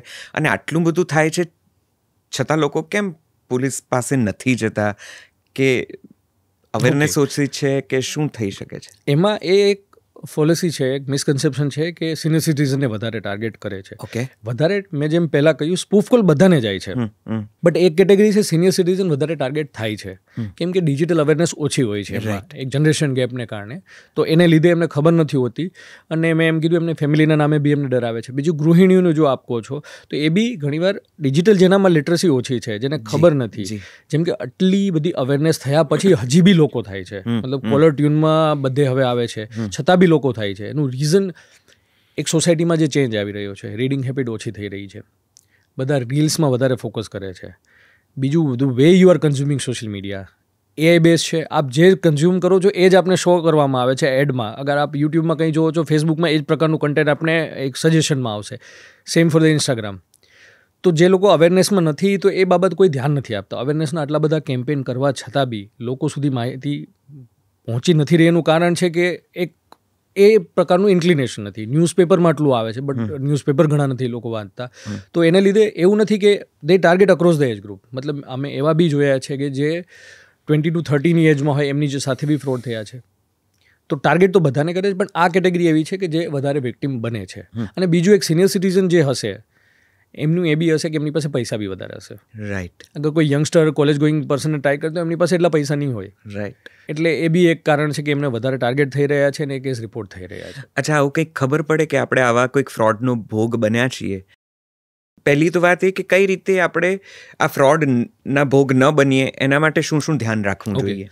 જે રીતના મેં સ્ટેપ કહી અકોર્ડિંગલી. ફર્સ્ટ પોઈન્ટ છે ઇનિશિયલ પોઈન્ટ ઓફ કોન્ટેક્ટ. આપણે જે સ્પૂફ કોલ આવ્યો, આપ એ કોલ ઉપર કોલ બેક કરશો તો કોલ નહીં જાય. તો પહેલાં ત્યાંથી આપણે એક રિંગ થવી જોઈએ કે આવો કોઈ કોલ આવ્યો છે જેમાં કોલ બેક નથી થતો, એ સ્પૂફ કોલ હોય છે, એમને તરત રિપોર્ટ કરો. ક્યાં રિપોર્ટ કરવું? ચક્ષુ પોર્ટલ છે, sancharsaathi.gov.in પોર્ટલ છે ગવર્મેન્ટનું. તેમાં ચક્ષુ પોર્ટલમાં આવા કોઈ બી સસ્પિશિયસ નંબર આપ રિપોર્ટ કરી શકો છો અને બ્લોક કરાવી શકો છો. ફર્સ્ટ. બીજું, અગર કોઈ ગવર્મેન્ટ ઓફિસર બની અને એમ કહે છે કે હું આ ઓફિસર છું, આપની એફઆઈઆર થઈ છે, આપણે ફેક એફઆઈઆર મોકલતા હોય છે. આજકાલ જનરલી બધા, જેમ કે આપણું ગુજરાત પોલીસનું સિટીઝન પોર્ટલ છે, તમે એફઆઈઆર ત્યાં ચેક કરી શકો છો અગર નંબર હોય છે કે નહીં. અનલેસ એન્ડ અનટિલ સેન્સિટિવમાં ના હોય તો એફઆઈઆર ત્યાં અવેલેબલ હોય છે, તો ત્યાં બી ચેક કરી શકો છો. If someone is claiming that he is government officer, તો એ વોટ્સએપ કોલ નહીં કરે. અગર રેગ્યુલર કરે છે તો આ મેં કીધું સ્પૂફ કોલ એ રીતના વેરીફાઈ કરીશું. બીજું, આપ આગ્રહ રાખો કે તમારું આઈડી પ્રૂફ મોકલો અને જે બી કમ્યુનિકેશન આપને કરવું છે આપને ઓફિશિયલ ઈમેલ આઈડીથી કરો. In case if you don't know how to verify કે ગવર્મેન્ટ ઓફિશિયલ છે કે નહીં, તો ગવર્મેન્ટ ઓફિશિયલના બે NIC.in નું હોય છે યા તો GOV.in નું ઈમેલ આઈડી હોય છે, ત્યાંથી જ મેલ આવશે. એટલે ધ્યાન રાખો કે કોઈ મેલ આવે છે તો ગવર્મેન્ટ ઓફિસરના બે ડોમેનથી જ મેલ હશે, તો એમના ઓફિશિયલ ઈમેલ આઈડીથી કંઈ મેલ આવે દેન ઓનલી યુ રિસ્પોન્ડ. અગર જીમેલથી મેલ આવે છે, કોઈ પ્રાઇવેટ મેલથી મેલ આવે છે તો એ ફેક જ હશે. બાકી એમને કહો કે જે બી હોય તમારી નોટિસ અહીંયા રૂબરૂ અમારા લોકલ પોલીસ સ્ટેશનને મોકલો, અમે એમને સપોર્ટ કરીશું. મેં એવું સાંભળ્યું હતું કે સૌથી મોટું આનું કંઈક થાય તો કહેવાનો મતલબ એ છે કે ગવર્મેન્ટ ક્યારેય વોટ્સએપ કોલ ઉપર સમન કે નોટિસ બજાવતી નથી. એ કાં તો ફિઝિકલી મોકલે છે અથવા તો કોક તમારા ઘરે આવીને તમને કહી જાય છે કે પોલીસ સ્ટેશન આવીને તમે ચેક કરો અથવા તો તમારે આવવું પડશે વગેરે વગેરે. એટલે કશું જ વોટ્સએપ ઉપર ગવર્મેન્ટ ઓપરેટ કરતી નથી. અહીંયા હું થોડું તમને કરેક્ટ કરીશ. હમણાં એક સુપ્રીમ કોર્ટનું જજમેન્ટ છે કે 41A કે જે નવા કાયદા પ્રમાણે BNSSની 35ની નોટિસ છે કે જે અહીંયા આવવા માટે કોઈ કાયદા ગુનામાં તમારી સંડોવણી લાગતી હોય પણ તમને અરેસ્ટ કરવા જણાતા નથી અને ઇન્વેસ્ટિગેશનમાં કોઓપરેશન માટે જે તમને બોલાવવામાં આવે છે તો પહેલાં ઇલેક્ટ્રોનિક માધ્યમથી ચાલતી, વોટ્સએપ છે કે ઈમેલથી. હમણાં સુપ્રીમ કોર્ટનું જજમેન્ટ છે કે એને ફિઝિકલી તમે કરો. રિસન્ટલી આઈ થિંક 2 મહિના પહેલાંનું 1 મહિના પહેલાંનું જજમેન્ટ છે. તો એવું નથી કે વોટ્સએપથી નથી બજાવી શકતા, પહેલાં કરી શકતા હતા, હવે નથી હોતું. અચ્છા. અને ઘણીવાર હું અગર અમારા ઇન્વેસ્ટિગેટિંગ એજન્સીના પર્સપેક્ટિવથી કહું તો સાયબર ક્રાઇમ જે વિક્ટિમ બને છે એમના અકાઉન્ટ જે પૈસા છે ઘણા બધા મ્યુલ અકાઉન્ટમાં જતો અક્રોસ ધ સ્ટેટ. તો બધામાં ફિઝિકલી ટીમ મોકલવી પોસિબલ નથી. અગર નંબર ચાલુ હોય છે તો અમે બી ઘણીવાર કોન્ટેક્ટ કરીને એની પ્રાથમિક વિગત માંગતા હોય છે. ઘણી કે મ્યુલ અકાઉન્ટ હોલ્ડર હોય છે, પોતે બી વિક્ટિમ હોય છે, તો આપ કોણ છો? તો પણ અમે અમારા ઓફિશિયલ નંબરથી કોન્ટેક્ટ કરતા હોઈએ છીએ. અચ્છા, એમને ઘણા લોકો હવે અવેર થયા છે, એમ કહે છે કે આપ ગવર્મેન્ટ ઓફિસર કઈ રીતના અમે વેરીફાઈ કર્યું, તો અમે એનું અમારું ઓફિશિયલ ઈમેલથી જ એમને બધું કમ્યુનિકેશન કરતા હોઈએ છીએ. એટલે સૌથી પહેલાં આવું કંઈ થાય તો તમારે ઓફિશિયલી કયા સોર્સિસ છે જાણી રાખવા જરૂરી છે. અને સૌથી ઇમ્પોર્ટન્ટ છે કે આપ લોકલ પોલીસ સ્ટેશન જાઓ. લોકો, મેં જે આપને કહ્યું, why I explain this modus operandi, કે તમને એવું કહેવામાં આવે છે કે આમાં લોકલ પોલીસને બેંક ઇન્વોલ્વ હોય છે એટલે આપ ત્યાં ન જતા, નકર આપની અરેસ્ટ થશે. એ ડર્યા વગર કંઈ બી હોય તો પોલીસને આપના ફ્રેન્ડ માનીને આપ તરત પોલીસ સ્ટેશને જાઓ, nearest cyber crime police station જાઓ, બીજું આપનું કોઈ લોકલ પોલીસ સ્ટેશન જે નોર્મલ હોય છે ત્યાં જઈને આ ઇન્સિડન્ટ્સ વિશે રિપોર્ટ કરો તો આપને તુરંત જ સપોર્ટ મળશે આ બાબતે અને આઈડેન્ટિફાઈ થશે કે આ ફ્રોડ છે. અને સૌથી ઇમ્પોર્ટન્ટ, કોઈ બી પોલીસ હોય એ ક્યારેય બી ઓનલાઈન કોલ કરીને કે પર્સનલ કોલ કરીને એવી કોઈ ફાઇનાન્શિયલ આપનું બેન્કિંગ અકાઉન્ટ વેરીફાઈ કરવાનું આવી ડિટેલ્સ નથી માંગતી. એ માંગે એટલે છેલ્લે એ તો ચેતી જ જવું જોઈએ કે આ પોલીસ નથી. કોઈ બી કોઈ ફાઇનાન્શિયલ એક્ટિવિટી, કોઈ બી આ જે ક્રિમિનલ હોય છે એનો અલ્ટિમેટ ગોલ હોય છે પૈસા લેવા. તો આપને આવી કોઈ ઝાંસામાં દે તો કોઈ દિવસે ઝાંસામાં ન આવવું જોઈએ અને આપને નિયરેસ્ટ પોલીસ સ્ટેશન અથવા 1930 પર કોલ કરવો જોઈએ. આ જે પૈસા જે જતા રહે છે એ પાછા આવે છે? એક ધારો કે મને ખબર પડી કે હું ફ્રોડનો ભોગ બન્યો છું, પછી મેં કમ્પ્લેન કરી સાયબર ક્રાઇમમાં કે લોકલ પોલીસ સ્ટેશનમાં એની કમ્પ્લેન નોંધાવી, એ પછી પૈસા રિકવર થાય છે? અને થાય તો કેટલા સમયમાં થાય છે? Okay, it depends on the factors. અગર મેડિકલ ફિલ્ડમાં એક ગોલ્ડન આર એવો વર્ડ છે કે ઇમરજન્સીમાં આપનો એક્સિડન્ટ થાય તો ગોલ્ડન આરમાં આપના બચવાના ચાન્સીસ સૌથી વધારે હોય છે. સિમિલરલી ને સાયબર ક્રાઇમ ગોલ્ડન આર છે. આપ કેટલા ટાઈમમાં રિપોર્ટ કરો છો એના ઉપર ડિપેન્ડ કરે છે આપની કેટલી રિકવરી થશે. એ ડિજિટલ અરેસ્ટ ફ્રોડ હોય કે પિક બુચરિંગ સ્કેમ હોય કે બેન્કિંગના નામે થતા ફ્રોડ હોય, કોઈ બી ફ્રોડ હોય, આપ ગોલ્ડન આવરમાં રિપોર્ટ કરશો 1 કલાકની અંદર, તો આપના પૈસા બચવાના ચાન્સીસ વધારે હશે. કેમ કે સાયબર ક્રિમિનલ છે એમને બી ખબર છે કે ગવર્મેન્ટ શું ઇનિશિયેટિવ લઈ રહી છે, કે 1930 આવી ગયું છે, આપણે એના બેંક અકાઉન્ટ સીઝ થશે, તો એ બી મિનિટોમાં પૈસા વિડ્રો કરીને યા તો ટ્રાન્સફર કરતા હોય છે. જેમ કે ડિજિટલ એરેસ્ટની આપ વાત કરીએ તો આ ડિજિટલ એરેસ્ટની જે ઘણા બધા અમે કેસીસ જોયા છે, અગર કોઈ તરત 1 થી 2 કલાકમાં રિપોર્ટ કરે છે તો રિકવરી ઘણી સારી હોય છે. But if you will respond after 2 days or after many days તો રિકવરીના ચાન્સીસ ઓછા હોય છે. એનું રીઝન એ છે કે આ જે પૈસા છે એ પહેલાં ઇન્ડિયાના અલગ અલગ મ્યુલ અકાઉન્ટમાં ટ્રાન્સફર કરીને જમા કરવામાં આવે છે, એ જ ડેમાં ક્રિપ્ટોકરન્સીમાં ઇન્ડિયાની બહાર ટ્રાન્સફર કરવામાં આવે છે. તો જે ઇન્ડિયામાં બેઠા જે અકાઉન્ટ પ્રોવાઈડ કરવાવાળા હોય છે એ કમિશન એજન્ટ હોય છે. અલ્ટિમેટલી ક્રિપ્ટોકરન્સીમાં બહાર ડેઇલી મની જાય છે. Once it is in cryptocurrency પછી રિકવર કરવી એમાં ડિફિકલ્ટ હોય છે. જો ગવર્મેન્ટને આટલા બધા લૂપહોલ્સ, આટલા બધા ફ્રોડના પેટર્ન્સ, એરિયાઝ ખબર છે, તો ગવર્મેન્ટ શું લોઝ કે સ્ટેપ્સ કે શું પગલાં ભરી રહી છે કે જેથી આ સૌથી વધારે જે નુકસાન થાય છે એ ઘટે, લોકો આનો ફ્રોડનો ભોગ ના બને? જેમ તમે કીધું કે જામતારા કે મેવાત કે નાઇજીરિયન ફ્રોડ કે પછીથી મથુરા કે યુપીના અમુક ભાગ કે વગેરે વગેરે, જો આ બધી ખબર છે તો કેમ આ કોઈ પણ ફ્રોડ થયા પહેલાં આપણે પ્રિકોશનરી કોઈ સ્ટેપ્સ કે મેજર ન લઈ શકીએ? કોઈ એવા ગવર્મેન્ટ સામેથી એમની તપાસ કે એમને પકડી ન શકે એવું કંઈ ન થાય? એ ઉપર હું તમને કરું, ઇટ્સ બિટ કોમ્પ્લિકેટેડ. કેમ કે કોઈ બી સોલ્યુશન એવું ના હોવું જોઈએ કે જે મૂળભૂત બંધારણીય હકો છે લોકોના, whether it's freedom of speech or privacy article 821 fundamental right છે. તો અગર એવું કોઈ સ્ટેપ લઈએ જે ડ્રાસ્ટિક હોય, જેનાથી પ્રાઇવસી હેમ્પર થાય લોકોની, તો એ સ્ટેપ સોલ્યુશન નથી. જેમ કે ડિજિટલ અરેસ્ટમાં આપણે કોઈ સસ્પિશિયસ લાગતું હોય તો પોલીસ યા તો બેંક એમની સાઇડથી કોઈ વ્યક્તિને એવું ના કહી શકે અમે તમારા ટ્રાન્ઝેક્શન યા તમારું બેંક અકાઉન્ટ ટેમ્પરરી સીઝ કરીએ છીએ કે ટ્રાન્ઝેક્શન ના કરીશું, તો લોકોની જે ઇઝ ઓફ ડુઈંગ બિઝનેસ યા તો એમના જે ટ્રાન્ઝેક્શન એ હેમ્પર થશે, એમનો મિસયુઝ બી થઈ શકે છે. બીજું જે છે કે ઓનલાઈન વર્લ્ડમાં એવું છે કે તમે કોઈની એક્ટિવિટી સ્ટોપ નથી કરી શકતા અત્યારે ઇન્ટરનેટ ઉપર. મતલબ એ ફ્રીડમ ઓફ સ્પીચ એન્ડ એક્સપ્રેશનમાં કોઈ બી વેબસાઇટ ક્રિએટ કરે છે, હું કોઈને એ ના રોકી શકું કે તમે કઈ વેબસાઇટ બ્રાઉઝ કરો છો, તમે કોને ફેસબુકમાં ફોલો કરો છો. તો આજે કોઈ સ્કેમ જે આવે છે, ઇન્વેસ્ટમેન્ટ સ્કેમ, તો ફેસબુકમાં એડ જોઈ પછી લોકો પોતાની રીતે ટેલિગ્રામ ને વોટ્સઅપ ગ્રુપમાં જોઈન થયા છે. ના તો આ વોટ્સએપને આપણે બેન કરી શકીએ છીએ કેમ કે એનો સારો યુઝ બી છે. તો એક ટેકનોલોજીની બે આસ્પેક્ટ છે. જો ક્રિમિનલ જે યુઝ કરી રહ્યા છે એ બીજી આસ્પેક્ટ છે એમનું, પણ એમને આઉટરાઇટલી બેન કરવી એ હિતાવહ નથી. તો ગવર્મેન્ટ શું કરી રહ્યા છે? Awareness campaign. સાયબર ક્રાઇમ એવી વસ્તુ છે કે જે અવેરનેસથી જ સ્ટોપ કરી શકાય છે. અને સિમ્પલ સ્ટેપ છે જેનાથી આપ અવેર રહો. તો એના માટે જેમ કે ગવર્મેન્ટે મેં તમને કીધું કે સ્પૂફ કોલનું છે, ઓક્ટોબર 2024થી સ્પૂફ કોલ જે બ્લોક કરવાનું ચાલુ કર્યું, તો 97% રિડક્શન છે સ્પૂફ કોલમાં. તો ગવર્મેન્ટના ધ્યાને આવે છે તો બધા સ્ટેપ લેતી હોય છે. Indian cyber crime coordination centre જે નેશનલ કોર્ડિનેશન એજન્સી છે એ એડવાઇઝરી જારી કરતી હોય છે, સર્ટિન એડવાઇઝરી જારી કરતી હોય છે. બધા પોલીસ અને એજન્સીના સોશિયલ મીડિયા હેન્ડલ્સ છે ત્યાં આ બાબતે અવેરનેસના કેમ્પેન કરવામાં આવે છે. બેંક અવેરનેસના કેમ્પેન કરે છે કે આ સૌથી ઇમ્પોર્ટન્ટ સ્ટેપ જે અત્યારે આપણે પહેલાં બી કહ્યું, કોલર ટ્યુન્સમાં અત્યારે, કેમ કે એક હતું કે લોકો સુધી કઈ રીતના પહોંચવું, બધા લોકો સુધી, તો ફોન તો એવી વસ્તુ છે બધા લોકો યુઝ કરે છે અને બધા કોલર ટ્યુનમાં છે અત્યારે, કે ભાઈ આવી રીતના કોઈ ગવર્મેન્ટ એજન્સી યા તો ઓફિસર બનીને તમને કોલ કરે તો એમની સાથે કોઈ ડીલ નહીં કરવી. તો એ સૌથી ઇમ્પોર્ટન્ટ સ્ટેપ છે. એટલે ગવર્મેન્ટ એમની રીતના અવેરનેસના સ્ટેપ લઈ રહી છે. બટ અનફોર્ચ્યુનેટલી જે મેં બીજી આસ્પેક્ટ કીધી, લોકો અત્યારે અવેરનેસને એટલો પ્રાધાન્ય નથી આપી રહ્યા. કેમ બધામાં એક એવી સેન્સ હોય છે કે આપણે એમના વિક્ટિમ નહીં બનીએ, unless until you become the victim of that particular crime. તો એ જ ધ્યાન છે કે એક ફંડામેન્ટલ ડ્યુટી બી છે બધા સિટીઝનની કે સાયન્ટિફિક ટેમ્પર, રેશનલિઝમ ડેવલપ કરવું. તો થોડુંક જોવે કે આવી પ્રકારની સ્કીમો જે લાલચી, જે એકના ડબલ કરવાની કે ઓવરનાઇટ પૈસા વધારવાની સ્કીમો હોય, ઘણા મેં એવા બી કેસીસ જોયા છે ક્રિપ્ટોકરન્સીમાં ડાયરેક્ટલી ક્રિપ્ટોકરન્સીમાં પેમેન્ટ કરે છે. જેમને મેં વિક્ટિમને પૂછીએ છીએ આપણે ક્રિપ્ટોકરન્સી વિશે ખબર છે? કશું ખબર નથી. ઇટ્સ જસ્ટ અ ફેડ કે એવું ચાલી રહ્યું છે. એમને આપણે એક સ્કીમ આપી તો આવા લોકોને પૈસાની લાલચમાં જે ફ્રોડ થાય છે એ ગવર્મેન્ટ સ્ટોપ નહીં કરી શકે. કોઈની લાલચ, કોઈ બી સ્કીમ યા કોઈ બી એવા ઇનિશિયેટિવ લાલચ કમ ના કરી શકે. એટલે લોકોને લાલચ ઓછી કરવાની જરૂર છે. કેમ કે સાયબર ક્રાઇમના 4 જ રીઝન છે: ડર, લાલચ, એક ઇગ્નોરન્સ છે અને એક લેઝીનેસ છે. કેમ કે આપણે અપડેટ નથી. આપણે કોઈ બી ટેકનોલોજી છે એમને ઉપયોગ તો તુરંત કરીએ છીએ. સૌથી અત્યારે એક્ઝામ્પલ છે જીબલી આર્ટનું જે ચાલતું હતું એઆઈમાં. બધા ફોટો અપલોડ કરે છે, બટ એ ફોટોનું તમારી પ્રાઇવસીનું શું થશે? તમારો ફોટોનો તો મિસયુઝ થઈ શકે છે ને. આપણે સેકન્ડ થોટ નથી આપતા કે આનું રિપરકશન શું હોઈ શકે. બીજું જે ગવર્મેન્ટે સ્ટેક લીધું છે, એક digital data protection bill act બી આવી ગયો છે, જેના રૂલ્સ બી અત્યારે ફ્રેમ થઈ રહ્યા છે. તો ડેટા લીક થતો કઈ રીતના અટકાવો, પ્રાઇવેટ એજન્સી આપનો ડેટાનો મિસયુઝ કઈ રીતના ઓછું કરે, તો એ બી આવ્યા છે. તો ઇનિશિયેટિવ ઘણા લેવાયા છે. અક્રોસ ધ ઇન્ડિયા ઘણા બધા અરેસ્ટ થઈ છે.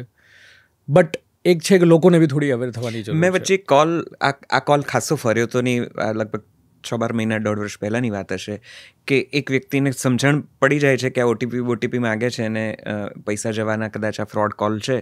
પછી સામેવાળો વ્યક્તિ એની સાથે કોન્વર્सेशन કરે છે કે આપ ऐसा क्यों करते हो और आपको पता है कितने लोगों को नुकसान होता है, मुझे पता चल गया है कि आपको ओटीपी चाहिए, मैं नहीं दूंगा. અને કોલ લગભગ 5-10 મિનિટ ચાલે છે. અને પછીથી જે ફ્રોડ કરનારો વ્યક્તિ છે એની સાથે એકદમ પેલા હ્યુમન કોન્વર્सेशन ઉપર આવી જાય છે અને એવું કહે છે કે હમ કુછ ભી કરેંગે, આપ કુછ ભી કમ્પ્લેન કરો, હમારા કોઈ કુછ નહીં બિગાડ सकता, અમને કોઈ શોધી જ નહીં શકે, અમને કોઈ મેળવી જ નહીં શકે, અમે ક્યાં છીએ કોઈને ખબર નહીં પડે, તમારા પૈસા ગયા તો ગયા અને અમને કંઈ પેલું આમ પાપ પુણ્ય, ખોટું કર્યું, સાચું કર્યું, ગિલ્ટ કશું નથી લાગતું. અમને આ અમારો બિઝનેસ છે ને અમને આમાં દિવસના લાખો રૂપિયા કમાઈએ છીએ, અમને કોઈની બીક નથી. આ કોલ બહુ જ ફર્યો હતો. એ વખતે વાયરલ થયો હતો ને ઓડિયો ક્લિપ્સમાં બહુ થતો હતો ને એ બંને કોન્વર્સેશન એમણે રેકોર્ડ, કે અમને ખબર છે કે તમે આ કોન્વર્સેશન રેકોર્ડ કરી રહ્યા છો, ફેરવો જેટલું ફેરવવું હોય છતાં કંઈ નહીં થાય. તો આવી કોઈ વ્યક્તિની જ્યારે ફૂટપ્રિન્ટ્સ આઈ એમ શ્યોર કે ગવર્મેન્ટને તો થોડી વધારે જલ્દીથી મળી શકતી હોય, આપણે આ લોકોને પકડીને અરેસ્ટ, ફિઝિકલ ખરેખર અરેસ્ટ કરી શકીએ, એમને કાયદાનું ભાન કરાવી શકીએ, એવું કશું નથી થતું. થાય છે. Now I will come to the second part of the digital arrest fraud. અત્યારે આપણે વિક્ટિમ પર્સપેક્ટિવથી જોયું કે કોની સાથે થઈ રહ્યું છે, કઈ રીતના કરે છે. બટ જે આ એક પોઈગ્નન્ટ ક્વેશ્ચન છે કે કેમ અમે કશું નથી કરતા as a law enforcement agency, કે ગવર્મેન્ટ કશું નથી કરતી. બટ અમને ખ્યાલ છે કે આ જે બધા કોલ કરવાવાળા એ ક્યાંથી કરી રહ્યા છે, કઈ કન્ટ્રીમાંથી, કોઈ આઈડિયા? હમણાં એક ન્યૂઝ હતી થોડાક દિવસ પહેલાં, મ્યાનમારથી ના કે પાર્ક એરિયામાં ચાઇનીઝ ગવર્મેન્ટે રેડ કરી, ત્યાં 7,000 લોકો મળ્યા. એમાંથી ઇન્ડિયન્સ બી ઘણા હતા, એને રિપેટ્રિએટ કર્યા. 163 જેટલા લોકોની આસપાસથી વધારે હતા એનાથી બી, એમને ઇન્ડિયા મોકલવામાં આવ્યા કરીને. એમાં અમુક ગુજરાતી લોકો બી હતા જેમના અમે સાંભળી વાત, જે આ બધા સ્કેમ સેન્ટરમાં કામ કરતા હતા. હવે એ પાર્ટ બી એ ઇવન વિક્ટિમના સાઇડથી બી વધારે સ્કેરી છે અગર આપ એ સાંભળો તો, કે આ લોકો ત્યાં પહોંચે છે કઈ રીતના. આ જે કોલ કરવાવાળા હોય છે એ ઘણા સાઉથ એશિયામાંથી, ઇન્ડિયન બી હોય છે, પાકિસ્તાની બી હોય છે, બાંગ્લાદેશી, નેપાળી, સાઉથ શ્રીલંકન, ઘણા બધા હોય છે લેંગ્વેજમાં જેની પ્રોફિશિયન્સી હોય.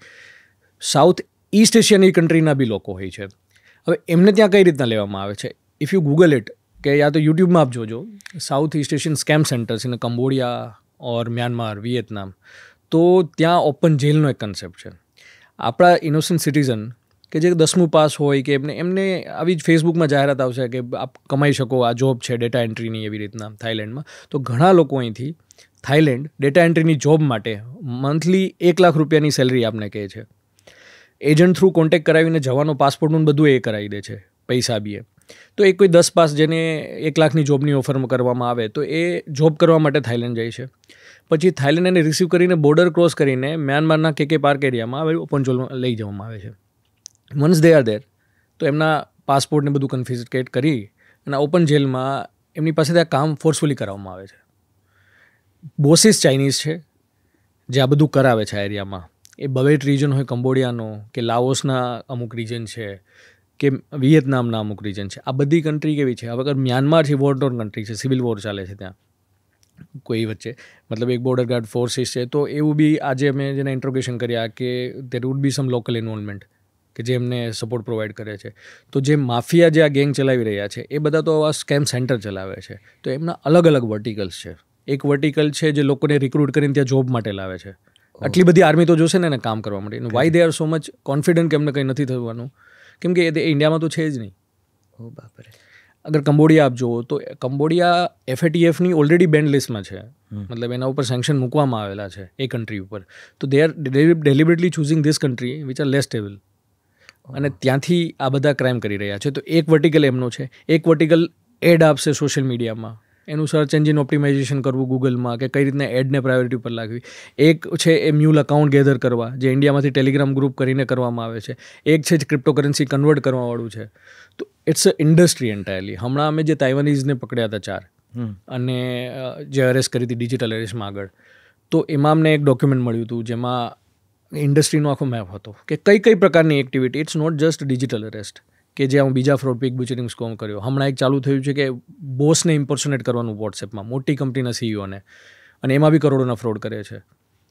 ઇલીગલ ગેમિંગ વેબસાઇટ્સ, 2 કેસ હમણાં રિસન્ટલી મેં જોયા કે એક સિનિયર સિટીઝન એવિએટર ગેમમાં 46 લાખ રૂપિયા લોસ કર્યા. We ask them to registered FIR, he was not ready. હમણાં જ એક મારા પરિચિતનો ફોન આવ્યો રાજકોટથી કે હું અહીંયા વાળ કપાવું છું, છોકરા જોડે થોડું ગેમિંગમાં પૈસા ને કેટલા હાર્યા છે, કે થોડાક વધારે. કેટલા વધારે? 1 કરોડ. ગેમિંગનું એડિક્શન થઈ રહ્યું છે. તો આ જ લોકો ઇલીગલ ગેમિંગ બી કરી રહ્યા છે. ઇનિશિયલી પીક બુચરિંગ જેવું તમને ગેમ જે રમાડવામાં આવે છે ઇનિશિયલી તમને જીતાડશે, બિકોઝ અલ્ગોરિધમ એ રીતના સેટ કર્યું છે, એ જ મેન્ટેન કરે છે બધું. પછી તમને આદત લગાડીને તમે છેલ્લેમાં હારવાના જ છો. આ બધા સ્કેમ સેન્ટરમાંથી થઈ રહ્યું છે. કરવાવાળા જે છે, અને જો સરપ્રાઈઝ, આ સૌથી અનફોર્ચ્યુનેટ આસ્પેક્ટ આ ક્રાઇમની છે, વિક્ટિમ બી ઇન્ડિયન છે, મ્યુલ અકાઉન્ટ આપવાવાળા બી ઇન્ડિયન છે, ક્રિપ્ટો કન્વર્ટ કરવાવાળા બી ઇન્ડિયન છે, ત્યાંથી કોલ કરવાવાળા બી ઇન્ડિયન છે, આખો પ્રોફિટ લેવાવાળા ચાઇનીઝ પોસીસ છે. સો ઇફ વિલ સી કે આ બધા કમિશનમાં કામ કરે છે. અકાઉન્ટ આપવાવાળો 5% કમિશન દેતો હશે, ક્રિપ્ટો કરવાવાળો 5%, ક્યોંકि વોલ્યુમ જ્યાદા છે એટલે એ બી કમાય છે. એ બી જે ઇન્ડિયન્સ છે એમને બી એ ના કરવું જોઈએ જે કરે છે, થોડા પૈસાની લાલચમાં એ કરે છે. તો ultimately out of every 100 rupees 80 rupees તો ઇન્ડિયાની બહાર જઈ રહ્યા છે, અને એવા લોકો કે જે ઇન્ડિયાના છે બી નહીં. તો આ ગવર્મેન્ટ વચ્ચે કોઈ કોમન કોઈ ડીલ કે એક્સચેન્જ ખરું? આજે આ બધા લોકોને રેસ્ક્યુ કરે છે કંબોડિયામાંથી, એ તો ઇન્ડિયન એમ્બસી જ ત્યાંથી રેસ્ક્યુ કરીને રિપોર્ટ કરતા હોય છે. ગવર્મેન્ટ બી ડિપ્લોમેટિક ચેનલ થ્રુ અત્યારે અલગ અલગ ફોરમ્સમાં આ રેઝ કરી રહી છે, ને એમાં ઓછું કરી રહી છે, મતલબ આ કઈ રીતના સ્કેમ સેન્ટર બંધ થાય. બટ અલ્ટિમેટલી મેં જેમ કહ્યું, we can not stop Indian government. આપણે કેટલું કહીએ છીએ, કેબીસીમાં આપણે જોયું છે કે mister Amitabh Bachchan is saying કે આપનું અકાઉન્ટ કોઈને ના આપવું, છતાં બી લોકો મ્યુલ અકાઉન્ટ આપે છે. મેં ઘણા લોકોને જોયા કે જે બહાર ફરતા હોય છે કે જે ગેમિંગનો પૈસો આવવાનો છે, એક બ્લેકની એન્ટ્રી વાઇડ કરવાની છે, અને એકવાર અકાઉન્ટ આપો છો, 2 દિવસમાં 2 કરોડના 4 કરોડના transaction, there would be more than 40 complaints against the account. પછી બધે એમ કહે છે કે સર અમને તો ખબર જ નહોતી. But it's your duty to verify કે where your account is being used. તો આ સાયબર ક્રાઇમની હાર્દિકભાઈ વૈશ્વિક અસરો શું છે? દેશની ઇકોનોમી પર એ કેવી રીતે અસર કરે છે? કોઈ આઈડિયા ખરો? આ કઈ રીતે બજારને અસર કરે છે, અને આપણું જે તંત્ર છે, સિસ્ટમ છે, એને કઈ રીતે ડેમેજ કરે છે, શું કરે છે, આની અસરો શું થાય? અગેન મેં જે પહેલાં ડેટા કહ્યું કે 2024માં 19 લાખથી વધારે NCCRPમાં કમ્પ્લેન નોંધાઈ છે. ફ્રોડની અમાઉન્ટ 22,000 કરોડથી વધારે છે. બટ આ ફ્રોડ એવા ઇન્ડિવિજ્યુઅલને જે અસર કરતા છે, એમની અગર ઇન્ડિવિજ્યુઅલ હું અસર કરું તો ઘણા લોકોની જે લાઈફ ટાઈમની સેવિંગ છે આમાં જતી રહે છે, જે સાયબર ક્રાઇમમાં જતા હોય છે. તો ઇન્ડિવિજ્યુઅલી ફેમિલીને ઘણું એફેક્ટ કરતું હોય છે, જેની યારે ફાઇનાન્શિયલ ફ્રોડ થતો હોય. વૈશ્વિક ઓર્ગેનાઇઝેશન ઓર કન્ટ્રી ઉપર એફેક્ટ કહીએ તો જે એક 2024ની જ રિપોર્ટ છે, એક NGO અથવા તો સાયબર સિક્યુરિટી ફર્મ છે એમની, કે ગ્લોબલી અગર સાયબર ક્રાઇમની જે ઇમ્પેક્ટ છે $9.5 ટ્રિલિયન છે ગ્લોબલી. તો અગર તમે જોવો તો it's third largest economy after US and China. That's a global impact. આ ઇન્ડિવિજ્યુઅલ ઇમ્પેક્ટ છે. ગ્લોબલ ઇમ્પેક્ટમાં સૌથી વધારે જોઈએ તો જે મેં એક કેટેગરી આપણે કહી કે સાયબર સિક્યુરિટીની અંદર જે ઇન્સ્ટિટ્યુશનને ઓર્ગેનાઇઝેશનને એફેક્ટ કરે છે, જેમ કે રેન્સમવેર અટેક હોય, તો that's a biggest scare right now. જેમ કે એમાં સૌથી ઇમ્પોર્ટન્ટ તમને એક 2021માં કોલોનિયન ગેસ પાઇપલાઇનનો એક અટેક થયો હતો રેન્સમવેરનો યુએસમાં. તો રિજનલ ઇમરજન્સી ડિક્લેર કરીને 2 દિવસ સુધી જે પાઇપલાઇનને એમનું અને 75 બિટકોઇન રેન્સમમાં માંગવામાં આવ્યા હતા. હવે જે એ ગ્રુપ છે ડાર્ક સાઇડ ગ્રુપ કરીને, જે હેકિંગ રેન્સમવેરવાળું ગ્રુપ હતું, એ રશિયન ગ્રુપ છે જેમને એટેક કર્યો હતો. આપણે અહીંયા એમ્સમાં અટેક થયો હતો રિસન્ટલી રેન્સમવેરનો, એવી રીતના. તો એની જે ઇમ્પેક્ટ હોય છે, મોનિટરી ઇમ્પેક્ટ, એ સિગ્નિફિકન્ટ હોય છે. એટલે એ ક્યાંક ને ક્યાંક ઇકોનોમીને ડેમેજ તો કરે છે. એટલે જે ઇન્સ્ટિટ્યુશન ને ઓર્ગેનાઇઝેશન લેવલ ઉપર ગવર્મેન્ટ તો ઘણું બધું કરી રહી છે, એમના SOP હોય છે, બટ જે પ્રાઇવેટ ઓર્ગેનાઇઝેશન છે, ન્યૂ સ્ટાર્ટઅપ છે, એમને બી સાયબર સિક્યુરિટીમાં ઇન્વેસ્ટ કરવું જોઈએ. Okay, proper. એક 2-3 બીજા શબ્દો અત્યારે બહુ જ ચાલ્યા છે. એક છે AI, બીજું છે આ ડીપ ફેક, અને ક્રિપ્ટો. આ 3 વસ્તુ એવી છે કે જેને સામાન્ય માણસને કાંઈ સમજણ આમાં કશી જ નથી કદાચ, પણ આ બધું સાંભળીને જે વાંચે છે એમાં ક્યાંક ને ક્યાંક એને એમ થાય છે કે આપણે આમ, કાં તો ક્રિપ્ટો હોય તો હવે યુવાનોમાં બહુ જ એવું થયું છે કે ક્રિપ્ટોમાં રોકવાના, અને ક્રિપ્ટોમાં થોડું વધારે જલ્દી વળતર મળે છે, અને આવતીકાલનું ભવિષ્ય ક્રિપ્ટો જ છે. સાયબર ક્રાઇમમાં ક્રિપ્ટો કરન્સીનું શું મહત્વ છે, શું ડેન્જર છે, કેટલું સેફ છે, કેટલું સિક્યોર છે, આ એક પ્રશ્ન. પછી AI ઉપર પણ મારે જવું છે. પહેલા સાયબર ક્રિપ્ટોકરન્સી કહું અગર તો ક્રિપ્ટોકરન્સી અત્યારે બે તરીકે યુઝ થાય, મતલબ એઝ એ એકચ્યુઅલી મારા મત મુજબ એ મિસનોમર છે. It not a currency as such, it a crypto asset. ક્યોંકિ કરન્સીની એક વેલ્યુ હોય, it's a medium of exchange, store of value, અને એક યુનિટ ઓફ કમ્પેરિઝન. મતલબ જેમ કે આપણે ઓઇલની પ્રાઇસ કરતા હોય તો આટલા $ની આવે, તો એની કમ્પેરિઝન માટેની વેલ્યુ હોય છે. એક સ્ટોર ઓફ વેલ્યુ, તમે તમારી જે બચત હોય છે એમાં પૈસામાં તમે રોકો છો અને તમારે સ્ટોર કરો છો. બટ સૌથી ઇમ્પોર્ટન્ટ જે કોઈ કરન્સીનું કામ હોય તો મીડિયમ ઓફ એક્સચેન્જ છે, કે આપ કોઈ શાકભાજી લેવા જાઓ તો કરન્સી આપો તો આપને એ શાકભાજી આવશે. નાવ હું એટલા માટે કહું છું મિસનોમર, કે ક્રિપ્ટો તમે બિટકોઇન લઈને શાકભાજી લેવા જાઓ છો તો તમને શાકભાજી મળે છે, ઓર ચા મળે, ચા લેવા જાઓ તો it's a medium of exchange. Cryptocurrency હજી એટલું એક્સેપ્ટેબલ નથી. ક્રિપ્ટોકરન્સીનો એટલો ફેડ કેમ વધ્યો છે કે ટેકનોલોજી, બ્લોકચેન ટેકનોલોજીના આધારે એ બેઝ છે. આખી હું વાત કરું ઇટ્સ બહુ લાંબી વાત થશે, હું બેઝિકલી કહી દઉં.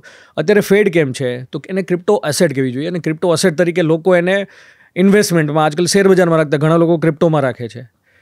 બટ હવે ક્રિપ્ટોકરન્સીના તમે ટાઈપ જુઓ તો ક્રિપ્ટોકરન્સી અત્યારે તો 10,000થી વધારે કેટલી રોજની નવી ક્રિપ્ટોકરન્સી કે ટોકન નોન, મતલબ એક બ્લોકચેન હોય એના ઉપર આપ ક્રિપ્ટોકરન્સી, ઇથેરિયમની બ્લોકચેન હોય છે એના ઉપર ક્રિએટ કરી શકો છો. લોકો શું કામ આમાં ઇન્વેસ્ટ કરે છે? બીજાથી સાંભળ્યું એમને એટલે ઇન્વેસ્ટ કર્યું. તો મારી તો એડવાઇસ એ જ છે, ક્રિપ્ટોકરન્સી વગર આપને ના ખબર હોય તો કોઈની બી એડવાઇસ ન કરવું જોઈએ ઇન્વેસ્ટ. કેમ કે એમાં ઘણા બધા ક્રિપ્ટોકરન્સીમાં બી સ્કેમ થઈ રહ્યા છે. એટલે હું જે બે આસ્પેક્ટ કરતો હતો, cryptocurrency as a mode of investment અને ક્રિપ્ટોકરન્સી એક સ્કેમ કરવા માટે બી યુઝ થઈ રહ્યો છે. એમાં સ્કેમમાં પાછું બે હજી બાયફર્કેટ કરું. એક, હું જ કોઈ એવી સ્કેમ લાવું કે હું નવો ટોકન ક્રિપ્ટોકરન્સી લોન્ચ કરું છું, મોટી મોટી હોટલમાં સેમિનાર કરું છું, આપ ઇન્વેસ્ટ કરો, આપને આ મળશે તે મળશે, એમ કરીને હું સ્કેમ કરીને જતો રહું. તો એ પોન્ઝી સ્કીમ હતી, ક્રિપ્ટોકરન્સીના નામે થઈ રહ્યું છે. બીજું, હું એવું કંઈ સ્કીમ લાવું કે આપ ક્રિપ્ટોકરન્સીમાં આ છે, આપ ઇન્વેસ્ટ કરો, આપને આટલું રિટર્ન મળશે. અગેન બધા પાસેથી પૈસા તો હું INRમાં જ લઈશ, અને પછી હું એમની સાથે સ્કેમ કરીને જતું. અને બીજું, cryptocurrency as a means of money laundering, જે આપણે વાત કરીએ ચાઇનીઝ સ્કેમ, ડિજિટલ અરેસ્ટ છે, એ લોકો ઇન્ડિયામાંથી પૈસા કઈ રીતના લઈ જાય છે. અગેન ક્રિપ્ટોકરન્સીમાં પર્ટિક્યુલરલી USDT, તો એમાં અલગ અલગ છે. USDT કેમ યુઝ કરે છે, સ્ટેબલ કોઈન છે, બિટકોઇન ને એ બીજી અલગ ક્રિપ્ટોકરન્સી છે. એટલે ક્રિપ્ટોકરન્સીનો જે ફેડ અત્યારે થઈ રહ્યો છે, ultimately it's a digital currency. કોઈ સેન્ટ્રલ બેંક દ્વારા એને બેકિંગ નથી. કેમ કે લોકો અત્યારે ટ્રસ્ટ કરી રહ્યા છે એટલે બધા ઇન્વેસ્ટ કરે છે. કાલે કોઈ એવું, તમે તમારું બધું ઇન્વેસ્ટમેન્ટ એક ક્રિપ્ટોકરન્સીમાં કર્યું છે, કાલે કોઈ એવું સ્ટેટમેન્ટ કે આ ક્રિપ્ટોકરન્સી સેફ નથી, કોઈ એમિનન્ટ પોલિટિકલ લીડર, એનોલ મસ્ક પોતાની હોય છે કરન્સી, એ કહે છે તો બધા ડોજકોઇનમાં ઇન્વેસ્ટ કરવા મળશે. પણ હું કહું, કોઈના કહેવાથી તમારે ઇન્વેસ્ટ ન કરવું જોઈએ. અગર આપ ક્રિપ્ટોકરન્સીમાં કરો છો, આપને બધું નોલેજ છે એના વિશે, તો કંઈ ઇન્વેસ્ટ કરો આપના રિસ્ક ઉપર. As of now government stand is very clear, do at your own risk. મતલબ કંઈ કરો છો તેના પર ટેક્સ એમ્પ્લાય કરવામાં આવ્યો છે, બટ નથી ખબર તો આપની સાથે સ્કેમ થઈ શકશે. હમણાં જ એક હું તમને દાખલો કહું કે young individual come to our office, I lost 27 lakhs in crypto. અમને કીધું કઈ રીતના થયું, તો આવી જ રીતના એક સ્કીમ આવી જે ટેલિગ્રામ ગ્રુપમાં ને વોટ્સએપમાં એ ઇન્વેસ્ટ કરવાનું ચાલુ કર્યું માઇનિંગના નામે. મેં કીધું તમને ખબર છે માઇનિંગ શું છે? તો એને એ નથી ખબર માઇનિંગ શું છે. એ જે પૈસા એમને ડાયરેક્ટ ક્રિપ્ટોકરન્સીમાં જે વોલેટ એડ્રેસમાં આપ્યા છે, એમને એ પૂછ્યું કે આ વોલેટ એડ્રેસ કઈ ટાઈપનું છે, અમને ખબર છે કે કસ્ટોડિયન છે, નોન કસ્ટોડિયન વોલેટ છે, એમને એ નથી ખબર. તો યુથ શું કરે છે કે એક સ્કીમ ક્રિપ્ટોકરન્સી જસ્ટ નામ આવે છે એટલે લોકોને લુભાવવા માટે હોય છે, તો ક્રિપ્ટોકરન્સીના નામે સ્કેમ વધારે થઈ રહ્યા છે. અગર આપ કરો છો as a mode of investment, that do at your own risk. But ના ખબર હોય તો નહીં કરવું જોઈએ. મને શેરબજારમાં કંઈ નથી ખબર તો હું શેરબજારમાં નહીં પડું. અગર કોઈ મને કહેશે હું કરીશ તો ultimately I will be at a losing side. બીજું, ક્રિપ્ટોકરન્સીમાં એક જે સૌથી વધારે ચેતવા જેવું છે, આજ લોકો બાઇનન્સમાં લોકો P2P એ બહુ પિયર ટુ પિયર એક્સચેન્જ ચાલુ થઈ રહ્યું છે. તમે કોઈ બી ક્રિપ્ટોકરન્સીમાં રાખશો, અલ્ટિમેટલી જ્યારે એને લિક્વિડેટ કરશો, તમે રૂપિયામાં કન્વર્ટ કરો કે ડોલરમાં, ક્યાંય બી એક્સચેન્જ ઉપર, યા તો કોઈ પિયર ટુ પિયરમાં કરશો. હવે સામેવાળી વ્યક્તિ જે તમને પૈસા તમારા અકાઉન્ટમાં આપી રહી છે, એમનો સોર્સ તો તમને ખબર નથી. How would you verify that source? Right. એવા બહુ બધા કિસ્સા થઈ રહ્યા છે. એ કોઈ ડ્રગ ટ્રાફિકિંગના પૈસા બી હોઈ શકે, એ સાયબર ક્રાઇમના બી પૈસા હોઈ શકે. એટલે આપને જો આ બધું વેરીફાઈ કરતા આવડતું હોય કોઈ એક્સચેન્જ ઉપર, તો ક્રિપ્ટોમાં પડવું જોઈએ. અધરવાઇઝ આપનું અકાઉન્ટ બી સીઝ થશે અને ક્યારેક પ્રોસિક્યુશનનો બી પાર્ટ, ક્રિમિનલ પ્રોસિક્યુશનનો બી ભાગ બનવું પડે. બટ ખબર હોય તો તમને ખબર છે શું પ્રિકોશન લેવા. કેમ કે ક્રિપ્ટો એટલી વાસ્ટ વસ્તુ છે કે આપને નહીં ખબર હોય તો આપને કોઈ ઇઝીલી ફૂલ બનાવી જશે. એક ફ્લેશ USDTનો કન્સેપ્ટ આવે છે કે આપને કોઈ દેખાડે છે, ખરેખર તમારો વોલેટ એડ્રેસમાં પૈસા જ ના હોય, ફ્લેશ બિટકોઇન આવે છે. અરે બાપરે. હવે કોઈ એમ કે હું આમ તમને આટલા તમે પૈસા ટ્રાન્સફર કરી દેશો, તમે જોશો કે એવા વોલેટ એડ્રેસમાં હશે જ નહીં. એ ખાલી એક પેલું શીખવા માટેનો છે ને, ફ્લેશ યુએસડીટી યા તો ફ્લેશ ક્રિપ્ટોકરન્સી કહે છે. તો આવું તો બહુ બધું ક્રિપ્ટોકરન્સીમાં સ્કેમ થઈ રહ્યું છે. બટ અગેન એટલે કદાચ સૌથી બેઝ લાઇન એની એ જ છે કે જો ખબર હોય તો કરો, નહીતર ન કરો. અને કદાચ ઇન્ડિયન ગવર્મેન્ટ ક્રિપ્ટોકરન્સીને ઓથેન્ટિક હજી નથી માનતી. નહીં, ઘણી બધી કન્ટ્રી કોઈ હજી એને રેગ્યુલેટ નથી. કોઈ કે સેન્ટ્રલ બેંક ક્રિપ્ટોકરન્સી શું છે, ડિસેન્ટ્રલાઇઝ છે. એ એટલા માટે જ આવી હતી. ડિસેન્ટ્રલાઇઝ એટલે કે કોઈનું એના ઉપર કંટ્રોલ ના હોય. હવે ડિસેન્ટ્રલાઇઝ છે તો પ્રોબ્લેમ બી એ છે કે એમની ઇન્ફોર્મેશન કોણ આપશે. સે ફોર એક્ઝામ્પલ કોઈ સ્કેમ કરીને કોઈ વોલેટ એડ્રેસમાં લઈ ગયું ને વોલેટ એડ્રેસ બેઝિકલી કહું તો એના જેવું છે કે એક બેંક અકાઉન્ટ નંબર, પણ એ બેંક અકાઉન્ટ નંબર જે નંબર છે કઈ બેંકમાં છે જ નથી ખબર. તો આપણે લખવું કઈ બેંકને કે આપણે સીઝ કરો આપના પૈસા. સપોઝ કોઈ ક્રિપ્ટો આપને ખબર છે આ વોલેટ એડ્રેસમાં છે, અને બ્યુટી એ છે કે તમે બ્લોકચેનમાં બધું જોઈ શકો છો, એમાં કેટલા રૂપિયા પડ્યા છે, ક્યાં જઈ રહ્યા છે, બટ કોને જઈ રહ્યા છે એ નથી હોતું. So it's pseudo anonymous. તો આ વિક્ટિમ બી બનશો તો એ રિકવરી કરવી ડિફિકલ્ટ હોય છે. અને પછી આ પોલીસ ઉપરથી એક્સપેક્ટેશન રાખો કે મારા 27 લાખ ગયા છે આપના, ઇટ્સ નોટ પોસિબલ. રાઈટ. એવો બીજો ભય છે એઆઈનો. લોકો ખૂબ, જેમ કે ગિબલી આર્ટનો આપણે હમણાં ઉલ્લેખ કર્યો, અને અનેક લોકો એઆઈનો ઉપયોગ કરે છે. ખાસ કરીને ડિજિટલ ક્રિએટર્સ જે છે, કોન્ટેન્ટ ક્રિએટર્સ, એમને એઆઈ સાથે ખાસો પનારો પડે છે. અને હવે તો એમિનન્ટ પર્સનાલિટીઝના ફેક વિડીયોઝ, એમની ફેક એઆઈ પ્રોફાઇલ્સ, બધું આ એઆઈ સાયબર ક્રાઇમમાં કેવી રીતે આવે અને કયા કયા કિસ્સામાં આપણે એઆઈને બ્લેમ કરવું જોઈએ અથવા તો બચવું જોઈએ? અગેન હું એ જ કહીશ, કોઈ બી ટેકનોલોજી ઇટ સેલ્ફ સારી ખરાબ નથી હોતી. એ તો સારા માટે આવેલી હોય છે કે જેનો, બટ તમે એનો કઈ રીતના યુઝ કરો છો એના ઉપર છે. મતલબ technology per se is a neutral. પાસ્ટમાં કમ્પ્યુટર જ્યારે આવ્યા હતા ત્યારે એમનો બી વિરોધ થયો હતો, and we have see the utility. Same for AI. હું મારો પર્સનલ ઓપિનિયન એ આવ્યું કે એ is a very good technology. ક્રાઇમમાં કઈ રીતના યુઝ થઈ શકે એનો, સે ફોર એક્ઝામ્પલ આપનો ડેટા ઘણો બધો હોય છે આજકાલ, કે હું આપની સાથે પોડકાસ્ટ કરી રહ્યો છું, મેં કોઈ ઇન્ટરવ્યૂ બી આપ્યો છે મીડિયામાં, પ્રેસ બ્રીફ કરીએ છે, તો ક્રિમિનલ શું કરશે, મારો બધો ડેટા ફેસનો અલગ અલગ એંગલ એમની પાસે છે, મારો વોઇસ સેમ્પલ એમની પાસે છે. તો કાલે જે ડિજિટલ અરેસ્ટમાં ફ્રોડ થઈ રહ્યું છે એવું બની શકે મને ઇમ્પર્સોનેટ કરવામાં આવે. જી, my face will be there, my voice will be there, અને એક રિયલ ટાઈમ ડીપ ફેક એમાં આવે છે. તો એઆઈનો યુઝ કરીને આર્ટિફિશિયલ ઇન્ટેલિજન્સથી એ ટૂલ ક્રિએટ કરે છે. એમાં જેટલો વધારે ડેટા એટલું પરફેક્ટ મોડલ એ ક્રિએટ કરી શકશે. અને પછી જે ડીપ ફેક આપ કહેતા હતા, તો એઆઈનો આ બધો ડેટાનો યુઝ કરીને આપનું ડીપ ફેક ક્રિએટ કરવામાં આવે છે. એ આપનું બી ડીપ ફેક ક્રિએટ કરી શકે, કોઈનું બી થઈ શકે. તો જે ક્રાઇમમાં કહું છું, અમે બી હવે એવા કેસીસ જોયા છે. જે મેં પિગ બુચરિંગ સ્કેમ કીધું, એમાં વિક્ટિમને પહેલાં કોઈ એક યુવતી, દેખાવડી યુવતી હોય, એમનું પ્રોફાઇલ પિક રાખેલી હોય છે, એમના નામથી કોન્ટેક્ટ કરવામાં આવે છે કે આઈ એમ ધીસ, યા તો ફોરેનની યા તો ઇન્ડિયન. પછી એમની વાત કરી, અને પિગ બુચરિંગ સ્કેમની એક યુનિકનેસ છે, જે ચાઇનીઝ છે, દે આર નોટ લાઈક જામતારા ઓર મેવાત. મતલબ યુ વિલ બી સરપ્રાઇઝ કે લોકો 5 કરોડ 1 કરોડ રૂપિયા કઈ રીતના આપવા તૈયાર થઈ જાય. મતલબ ઘણાનો આ ક્વેશ્ચન હોય છે. સમટાઈમ જ્યુડિશરી આસ્ક કે લોકો એટલા માટે કન્વિન્સ કેમ થઈ જાય છે. તો આ લોકો ટ્રેડિશનલ સાયબર ક્રાઇમની જેવું નથી, મેં ફોન કર્યો, આપનો ઓટીપી આપ નહીં આપો, આપને કર્સ કરશે, કોઈ ગાળો આપશે ને પછી ફોન રાખી દેશે, એવું નથી. આમને બકાયદા ટ્રેનિંગ આપવામાં આવે છે કે જે લોકો ત્યાંથી રેસ્ક્યુ થઈને આવ્યા છે, વી હેવ ફાઉન્ડ એમને પીપીટી બનાવીને કે how to play with the psychology, કસ્ટમરને કઈ રીતના રીઝવવા. તો 6 દિવસ સુધી તો કોઈ સ્કીમ વિશે વાત જ નહીં કરે. એ તમારી યારે વાત કરશે, એમનો ફોટો મોકલશે નોર્મલ કે હું મારા છોકરાને મૂકવા જઈ રહી છું સ્કૂલે, I am a single mother, but I am, એક દિવસ વાત કરશે કે હું સાઈડમાં આ બિઝનેસ બી કરું છું. બીજા દિવસે ધીરે ધીરે આફ્ટર 6 ડે તમને ડિયર ને એવા કોઝી વર્ડ યુઝ કરશે. તો દેટ ઇઝ અ પાર્ટ હની ટ્રેપિંગ જેવું બી છે કે તમને એક એવો ઇમોશનલ બોન્ડ ક્રિએટ કરશે. પછી 7મા દિવસે તમને સ્કીમમાં ઇન્ટ્રોડ્યુસ કરશે. એમાં જે વિડીયો, એમાં આપ એઆઈની ડીફેક્ટની વાત કરું છું, તો વી હેવ સીન કે એમાં એઆઈની ડીફેક્ટનો બી યુઝ થયો છે. કે જે તમને આ લોકો કઈ રીતના કરે છે, કોઈ યુટ્યુબની પ્રોફાઇલ હોય યા ઇન્સ્ટાગ્રામ ફેસબુકની પ્રોફાઇલ, કોઈ મોડલની પ્રોફાઇલ છે કે જે ઓપન પ્રોફાઇલ છે, જેમને બધો ડેટા ત્યાં રાખેલો છે, એમનો લઈ એમના ફોટોનો વિડીયો મોકલશે. પછી ત્યાં એક મોડલ પોતે એમના જે આ સ્કેમ સેન્ટર્સ છે ત્યાં હશે. રિયલ ટાઈમ ડિફેક્ટમાં શું કરશે કે આ બધો ડેટા જે પેલા મોડલનો હશે એમના ફેસ ઉપર ઇમ્પોઝ કરશે. વાત બીજા કોઈ કરતા હશે, ફેસ પેનો દેખાશે. કુછ અમારી પાસે હમણાં એક્ઝામ્પલ બી છે જેમાં અમે વિડીયો જોયેલા છે આવી રીતના ડીપ ફેકના. તો વિક્ટિમને તો એવું જ લાગશે કે હું એ જ વ્યક્તિ યારે વાત કરી રહ્યો છું.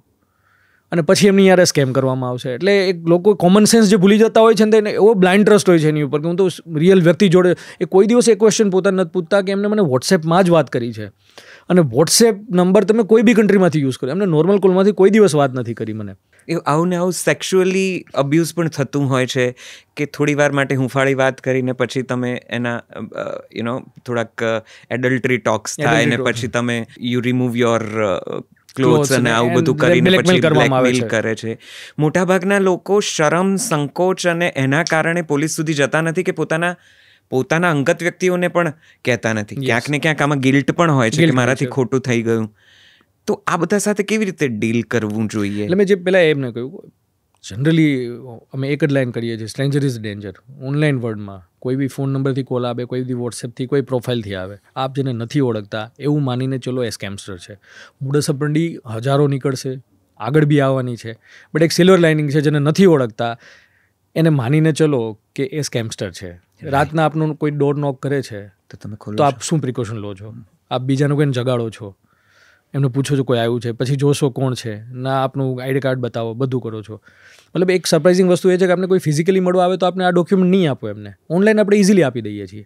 અને સૌથી ડેન્જરસ આસ્પેક્ટ છે ઓનલાઈન જે તમે આપી લીધું એ તમારા ફૂટપ્રિન્ટ પાછા મટાવી બી નહીં શકતા. એટલે તમે કોઈને આપ્યું, એમને સ્ટોર કરી લીધું, પછી એમને કેટલા બી લોકો જોડે એ શેર કર્યું, તો એક ફ્રાઇટનિંગ. બટ જે આપણો બિહેવિયર ચેન્જ એમાં થવાની જરૂર છે કે આ એક પ્રિકોશન લઈએ આપણે, કે જે રિયલ ને રીલ લાઈફ જે એનો ડિફરન્સ છે, પ્રિકોશન લઈને ચાલશું તો બચી શકશું. Coming back to the topic of AI and deepfake, આ હું એક્ઝામ્પલ આપું છું how it can be used in a crime. Right. Now I come to the part કે યુઝ એનો શું છે. મતલબ ટેકનોલોજીમાં AI એ બ્રિજિંગ ટેકનોલોજી છે. આઈ થિંક હું કોઈ મતલબ એક ફિલ્ડમાં એક્સપર્ટ નહીં હોઉં તો એનો યુઝ કરીને હું મારો પર્સનલ એક્સપિરિયન્સ કહું છું. સે ફોર એક્ઝામ્પલ અમે અત્યારે પોલીસમાં કોઈને ઇંગ્લિશ લેટર બનાવતા નથી આવડતો, કાં તો મેં પ્રેસ નોટ ગુજરાતીમાં બનાવી, તો એઝ અ બ્યુટીફુલ ટૂલ આપને એવું ઇંગ્લિશ ટ્રાન્સલેશન કરીને આપે છે.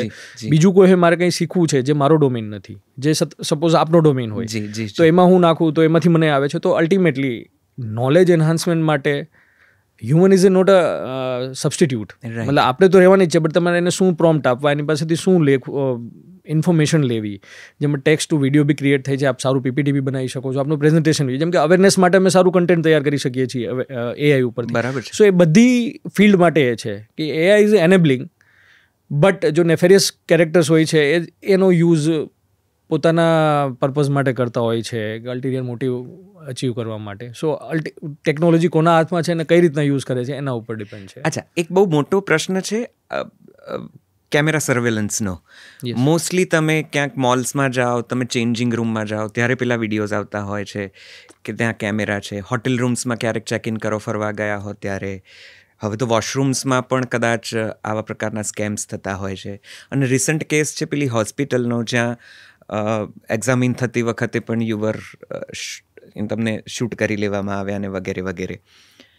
તો આવું આ સાયબર ક્રાઇમમાં આવે અને ધારો કે ખબર પડે કે આપણી જોડે પણ આવું થયું છે, તો શું કરવું? ઓકે, પહેલાં તો સાયબર ક્રાઇમમાં આવે કે નહીં. અગર કોઈ આપણા ચેન્જિંગ રૂમમાં કોઈ ફોટો રાખે છે તો એ 66ની અંદર it's a violation of privacy. પછી એના પર્પઝ, જેમ કે હોસ્પિટલનું જે આપ કહો છો, હોસ્પિટલમાં એમના સ્ટાફે જે ગલતી કરી હતી, હવે એમને જ્યારે મેં પૂછ્યું હતું કે એમને સેફટી માટે ત્યાં રાખેલા હતા, કોઈ વેન્ડલિઝમ કે કંઈ થાય એના માટે. આપ જોશો તો ત્યાં કર્ટેન છે જ્યાં એમનું એક્ઝામિનેશન હતું. કેઝ્યુઅલી એમને ખબર નથી કે એ કોઈ હેક કરી શકશે, એટલે એમને કર્ટેન બી નથી કર્યા ઇન્જેક્શન વખતે. અને એ CCTVનો જે એક્સેસ હતો એમના અમુક જ નો હતો, ડૉક્ટર્સના પહેલાંમાં મોબાઈલમાં, એ પબ્લિકલી એક્સેસ ત્યાં ન હતો. બટ એ કેઝ્યુઅલ વેમાં, અગર એ કેસની હું વાત કરું તો CCTV હેક કરવાનો જે આખી આસ્પેક્ટ હતી કે CCTV એમના હેક થયા હતા, એના ઉપર આવું છું. તો પહેલાં જે આપ કહો છો કે એવી કોઈ બી જગ્યા આપ ક્યાંય, હવે લોકોમાં અવેરનેસ આવી છે, આપ ક્યાંય ઇન્જેક્શન અપાવો છો, આપ ક્યાંય કપડાં ચેન્જ કરો છો, ત્યાં કોઈ કેમેરો હોય you can raise an objection. આપ એમની વિરુદ્ધમાં લોકલ પોલીસ સ્ટેશનમાં કહી શકો કે ભાઈ આ કેમેરો અહીંથી હટાવો. નહીં, કોઈ એવી જગ્યાએ આગળ ઓપરેશન થિયેટરમાં બી હવે લોકો મેં જોયા છે આ કેસ પછી કે લોકો ઓબ્જેક્શન ઉઠાવે છે કે આઈ એમ નોટ કમ્ફર્ટેબલ, આપ એમને કાં તો કેમેરો ત્યાંથી બંધ કરી દો, ત્યાં તો હટાવી દો ત્યાંથી. બિકોઝ જ્યાં બી આપ અનડ્રેસ કરી રહ્યા છો પોતાને, જેમ કે કપડાં ચેન્જ કરી રહ્યા છો, ત્યાં કોઈ બી CCTV કેમેરો લાગી શકે નહીં. બરાબર. એટલે આવું કોઈ હોય, લોકોએ ઓબ્જેક્શન ઉઠાવવું જોઈએ ત્યાં, અગર ચેન્જિંગ રૂમમાં છે તો. એ ગુનો છે? એ ગુનો છે. અગર એ વિડીયો કોઈ વાયરલ કરે છે અને આપણે એને કેપ્ચર કરીને એનો મિસયુઝ કરી રહ્યા છે તો એ IT Act 66E પ્રમાણે it's a violation of privacy. Okay. બીજું વાત કે કઈ રીતના થઈ રહ્યું છે કે CCTVમાં અમે એ કેસમાં જોયું હતું કે it's very easy to hack the CCTV camera if you will not change your default user ID password. જે હેકર્સને બી અમે પકડ્યા હતા એમાં કે ખાલી એમને કોઈ રશિયન હેકર પાસેથી આ શીખવું ઓનલાઈન, અમુક ટૂલ્સ હતા બ્રૂટ ફોર્સ એટેકથી તમારા કે, અને અમે સરપ્રાઈઝ કે અમે પછી જ્યારે જોયું કે કેટલા આવી રીતના કોમ્પ્રોમાઇઝ છે તો અમે બી ઘણા CCTV કેમેરા ઉપર એક્ઝામ્પલ અમે કહેતા હતા અત્યારે કેટલા કોમ્પ્રોમાઇઝ છે. તો અર સરપ્રાઈઝ મોસ્ટલી એવા બધા CCTV camera default user ID password રાખે છે and it's very easy to hack them. Oh my God. કેમ કે એક બીજું એની સાથે છે કે બધાને રિમોટ એક્સેસ જોઈએ છે. મોબાઈલમાં CCTVમાં જોવું છે રિમોટ એક્સેસ એટલે એનો પોર્ટ ઓપન હશે. રિમોટ એક્સેસ માટે એને VPN કોઈ કનેક્ટ નહીં કર્યું હોય. એટલે આ રિમોટ એક્સેસ રાખવો, ઓપન પોર્ટ રાખવો અને ડિફોલ્ટ ID પાસવર્ડ એટલે તમારો CCTV ઇઝીલી હેક થઈ શકે છે. અમે આખી એડવાઇઝરી એના ઉપર આપી હતી કઈ રીતના બચવું, ડિફોલ્ટ ID પાસવર્ડ તમારે ચેન્જ કરો, અગર રિમોટ એક્સેસની જરૂર છે તો પર્ટિક્યુલર VPN કરો અને ફાયરવોલનો યુઝ કરો તો બચી શકાય. બટ હજી બી ઘણા લોકો એ જ ડિફોલ્ટ ID પાસવર્ડથી કોઈ બી CCTV કેમેરા યા તો સર્વેલન્સ સિસ્ટમનો યુઝ કરી રહ્યા છે જે કોમ્પ્રોમાઇઝ થઈ શકે છે. હાર્દિકભાઈ, હરીફરીને વાત ત્યાં પેલા ડેટા ઉપર જાય છે. હવે તો બધાના ફૂટપ્રિન્ટ્સ અવેલેબલ છે ડિજિટલ પ્લેટફોર્મ્સ ઉપર. તમે લગભગ બધું કામ મોબાઈલથી કરો છો, બેન્કિંગ અને એવરીથિંગ. તો ડેટા તો તમારી જાણ બહાર જાણતા અજાણતા લોકો સુધી પહોંચી જ ગયો છે. કેવી રીતે આ બધું રોકવું? આપણે શું કોઈ સુરક્ષિત નથી? આપણે આ સમયમાં આપણી સેફટી, આપણી સુરક્ષા કેવી રીતે વધારે મેન્ટેન કરવી, મજબૂત કરવી? કારણ કે આ તો એવું લાગે છે દેટ આપણે બધા જ આના ભોગ બનેલા છીએ. Okay, again awareness the most important. હું તમને એક સિમ્પલ એક્ઝામ્પલ આપું કે આપ ક્યાંય હોટલમાં જમવા ગયા હો તો મોલમાં શોપિંગ કરવા જાઓ છો, આપ બિલ કરો છો, જ્યારે બિલ કરતી વખતે આપણે નંબર માંગે છે, મોબાઈલ નંબર. કેટલા લોકો એ ક્વેશ્ચન પૂછતા કે તમારા મોબાઈલ નંબરની શા માટે જરૂર?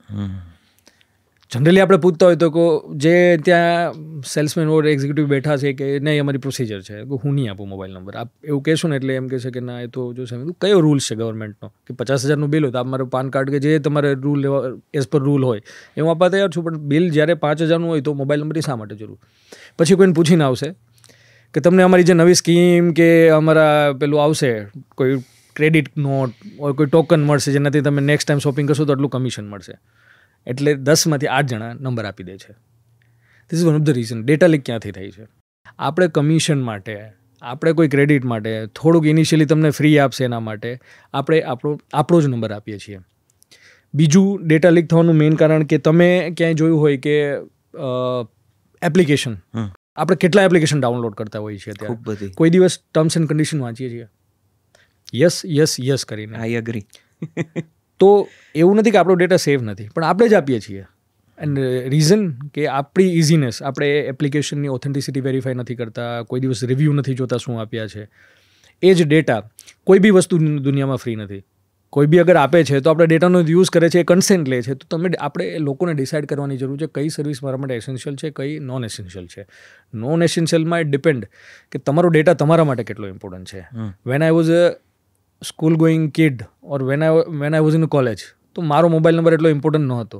હવે હું એટલો નથી, પણ મારાથી બી ઉપર જે હોય છે અત્યારે કોઈ એમિનન્ટ પર્સનાલિટી, સેલિબ્રિટીઝ હોય છે, પોલિટિશિયન હોય છે, મોટા ગવર્મેન્ટ ઓફિસર હોય છે, તો આપના માટે આપનો નંબર બહુ ઇમ્પોર્ટન્ટ હોય છે, તો આપ નહીં આપો અત્યારે.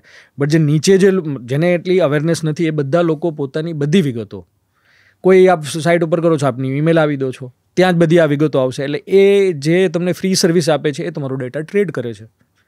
બીજું જે ગવર્મેન્ટ એક્શન લીધા છે, મેં પહેલાં બી કહ્યું, ડેટા પ્રોટેક્શન એક્ટ આવ્યું છે, તો હવે તમારો કન્સેન્ટ લેવો જરૂરી છે. પછી આપ જ્યારે કહેશો તો ત્યારે આપનો ડેટા એમને ઇરેઝ કરવો પડશે જેમને લીધો છે. કોઈની સાથે શેર કરે છે તો એ બી પહેલાં કન્સેન્ટ લેવો જરૂરી છે કે આ વ્યક્તિ જોડે શેર કરવામાં આવે છે. તો યુરોપિયનના જે GDPR રૂલ્સ હતા એમને ઇક્વિબલ આપણે એક એક્ટ બનાવ્યો છે અને એમાં હવે એન્ફોર્સમેન્ટ બી થઈ રહ્યું છે. બટ અગેન કન્સેન્ટ આપણે જ જ્યારે આપીએ છીએ then we cannot blame some other person કે મારો ડેટા લીક થઈ રહ્યો છે. ઓકે હાર્દિકભાઈ, અત્યાર સુધી તો આ કદાચ ખબર નથી, હવે ખબર પડી કે આટલો બધો ડેટા સ્પ્રેડ ન કરવો જોઈએ, તમારે વિચારવું જોઈએ. હવે થઈ ગયું એ તો થઈ ગયું, હવે શું કરવું? ધારો કે એ ફૂટપ્રિન્ટ્સ એ ડેટા ક્યાંયથી ડિલીટ કરી શકાય. હવે જ્યારે સમજણ આવી છે તો હું કેવી રીતે આગળ વધું અને જૂની ભૂલને કેવી રીતે સુધારું? એ હવે જે જૂની પહેલાં જે ડેટા આપનો થઈ ગયો છે ડિપેન્ડ કરશે કે કયો ડેટા આપનો લીક થયો છે. આપનો કોઈ સેન્સિટિવ ડેટા હોય, યુઝર ID પાસવર્ડ કે તમે એમ માનતા હોય કે લીક થયો છે, તો you can change that ID. But you can change your mobile number. આપને બહુ એને હેરેસમેન્ટ થઈ રહ્યું હોય, કેમ કે પહેલાં આપણે જ જ્યારે કન્સેન્ટ આપેલો છે અને પ્રમોશન કોલ આવે છે એ બધાને આપ જેમ કે ડુ નોટ ડિસ્ટર્બ કરાવી શકો છો આપનો મોબાઈલ હોય છે.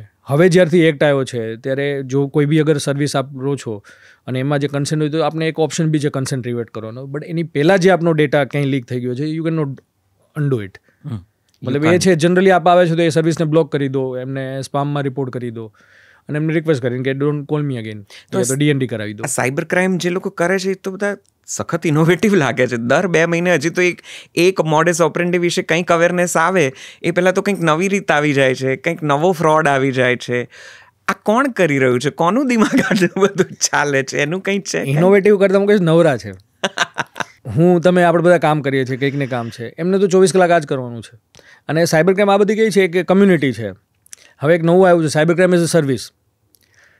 તો યુ વોન્ટ બિલીવ કે મેવાત ને જામતાડામાં ક્લાસીસ થઈ રહ્યા છે. આમના ઇનિશિયલ કિટ આપવામાં આવે છે. કિટમાં તમને ફેક સિમ કાર્ડ અને ડમી બેંક એકાઉન્ટ બી આપવામાં આવે છે. અરે બાપરે. તો as a service in the sense હવે APK ફાઇલથી કોઈ ફ્રોડ થઈ રહ્યું છે જે આજકાલ બહુ આપણે સાંભળ્યું છે. કોઈ બેન્કિંગની એપ્લિકેશન આપનું વોટ્સએપ હેક થઈ શકે છે, અકાઉન્ટ ખાલી કરી શકે છે. તો એ APK ડેવલપ કરવાવાળો એ cyber crime as a service આપે છે. હમણાં એક ઝારખંડનો એક DK બોઝ કરીને કેસ છે કે મતલબ જે ક્રિમિનલ હતો એમની આઈડેન્ટિટી DK બોઝ રાખી હતી. He was providing this cyber crime as a service. APK provide કરીને બધાને આપે છે. હવે એ સર્વિસ લેવાવાળા ઘણા સાયબર ક્રિમિનલ છે. બાપરે. પછી એક સર્વિસ આપે છે સિમ કાર્ડની, એક અકાઉન્ટની સર્વિસ આપે છે. તો બધાએ પોતપોતાનું સ્પેશિયલાઇઝેશન કર્યું છે. એટલા એ લોકો ઇન્ટેલિજન્ટ બી નથી. એકને એક વસ્તુ આવડતી હશે તો એમાં માહેર છે કે મારે સિમ કાર્ડ બધા લોકો પાસેથી, ગરીબ લોકો પાસેથી ત્યાં એમાંથી લઈને એ સિમ કાર્ડ આગળ વેચવાના. એક બેંક એકાઉન્ટ લાવે છે અને કોઈ એવી રીતના મોડસ ઓપરેન્ડી હશે પછી એ સાયબર ક્રાઇમ સર્વિસ પ્રોવાઈડ કરીને વેચશે. સો મેં જેમને પહેલાં કહ્યું they are not so intelligent. હેકર્સને કોઈ હોય છે તો એમને પર્ટિક્યુલર ડોમેનનો. આ જે બધા ફાઇનાન્શિયલ ફ્રોડ કરી રહ્યા છે એ તો ઇલિટરેટને ઘણા એવા તો અમુક લોકો ભણેલા હોય છે, બટ છેલ્લે નવરા છે તો આખો દિવસ નવું કંઈક ને ઇનોવેટ કરવું છે. એ લોકો જોતા હોય છે પોલીસ કઈ રીતના પકડી રહી છે, એ રીતના પકડાયું તો નવી એમાં થોડું અમેન્ડમેન્ટ લાવશે, શું ચેન્જ કરવું, કેમ કે એમનું કામ જ એ છે. તો આ લોકો તમને તો નવરાત નહીં પડવા દેતા હોય. કંઈક હજી તમે કંઈક તોડ કાઢો એ પહેલાં તો કંઈક નવું લઈ આવતા હશે. હા, અમારું કામ ચેલેન્જિંગ છે. કન્સિડરિંગ 2 ચેલેન્જ સૌથી ઇમ્પોર્ટન્ટ છે. એક તો જોગ્રાફિકલ બાઉન્ડ્રીઝ, મતલબ જે ટ્રેડિશનલ ક્રાઇમ પ્રોક્ઝિમિટીમાંથી થાય છે, સાયબર ક્રાઇમ બાઉન્ડ્રી લેસ છે. એટલે એક ક્રાઇમમાં કે જે ઘણા લોકોને પ્રોબ્લેમ હોય છે કે પોલીસ એટલું તપાસ નથી કરતી, 1 કરોડનો કોઈ ફ્રોડ હોય તો એમાં જે બેંક એકાઉન્ટ આવતા હશે એ 15 થી 20 સ્ટેટના બેંક એકાઉન્ટ હશે. So practically it's impossible. We can investigate each and every state. કાયદાની રિક્વાયરમેન્ટ છે. મેં અહીંથી કોઈને વેસ્ટ બેંગાલમાં એકને પકડ્યો. જનરલી બેંકમાં મતલબ આ કેવું હોય છે કે અકાઉન્ટ હોલ્ડર એમને કોઈને આપ્યું, એક લાઇન હોય છે. પણ કાયદો એવું કહે છે કે હું તેમને પકડીશ તો એમને ટ્રાન્ઝિટ રિમાન્ડથી એમને અહીંયા લેવાના. તો આગળનું પકડશું કે એમને અહીંયા લાવશું. So it's challenging. ગુજરાત સુધી હોય કે નેબરિંગ સ્ટેટ હોય ત્યાં સુધી તો અમે ઓપરેશન સ્વિફ્ટલી કરતા હોય છે. તો ઘણીવાર પોલીસની બી એક લિમિટેશન હોય છે કે જે પ્રમાણે કેસો આવી રહ્યા છે. બીજો સૌથી પ્રોબ્લેમ છે કે ફેસલેસ સાયબર ક્રાઇમ. ઘણા લોકો અમને કહેતા હોય છે કે મોબાઈલ નંબર ચાલુ છે, પકડી લો. ફોર એક્ઝામ્પલ અહીંથી આપણે ક્રાઇમ કરી રહ્યા છે, મોબાઈલ નંબર અહીંયા આવે છે, પણ આટલામાંથી કોણ છે ક્રિમિનલ એ કઈ રીતના ખબર પડે? કેમ કે પહેલાંનો તો ખાલી વોઇસ જ છે અને આજ જ્યારે હું એક જોગ્રાફિકલ એરિયામાં કે આખું સિટી જ આ કામ કરતું હશે ત્યારે તો એ એરિયામાં હું કઈ રીતના આઈડેન્ટિફાઈ કરીશ કે કયો માણસ છે? સિમ કાર્ડ તો એમને કોઈ બીજી જગ્યાનું લીધું હશે, એ તો મધ્યપ્રદેશનું હશે, ઓડિશાનું સિમ કાર્ડ હશે. એને તમે પકડશો તો મેં તો પહેલાંને આપ્યું છે એટલે એક લાઇન હશે સિમ કાર્ડની બી. બેંક એકાઉન્ટમાં સિમિલરલી લાઇન હશે. બટ એક જ્યાં 2 પ્રોબ્લેમ કે બોર્ડરલેસ છે અને ફેસલેસ છે. તો એને ફેસવાળો કે ક્રિમિનલ બનાવો દેટ્સ અ ચેલેન્જિંગ. મતલબ ઘણો બધો ટાઈમ માંગી લે એના માટે. તમારી કારકિર્દીમાં સૌથી ઇન્ટરેસ્ટિંગ અને સખત ચેલેન્જિંગ કેસ સાયબર ક્રાઇમમાં કોઈ આવેલો યાદ આવે છે જે તમે સોલ્વ પણ કરી શક્યા હો? ઘણા કેસીસ ચેલેન્જિંગ તો હોઈ શકે. જેમ કે હમણાં અમે ડિજિટલ અરેસ્ટનું તાઇવાનનું જે અરેસ્ટ કર્યું હતું, ઘણા લોકોને પકડ્યા હતા. ઓલમોસ્ટ 6 થી 7 સ્ટેટમાં અમારી ટીમ અલગ ગઈ હતી. Over the period of time એટલાને પકડ્યા હતા. હજી બી આગળ ઘણા હોય છે એમાં, ટેલિગ્રામ આઈડીઝ ઉપર ને. તો આખી ઇન્વેસ્ટિગેશન નથી હોતી. બાકી ચેલેન્જિંગમાં જોઈએ, એક લોન એપ કેસનો અમે કરેલો હતો પહેલાં કેસ. તો જે મેં તમને પહેલાં વાત કરી કે લોન એપ ફ્રોડ બી આ જ ચાઇનીઝ ગેંગ કરતું અને ઘણા લોકો એમાં સુસાઇડ બી કરેલા છે હેરેસમેન્ટથી થઈને.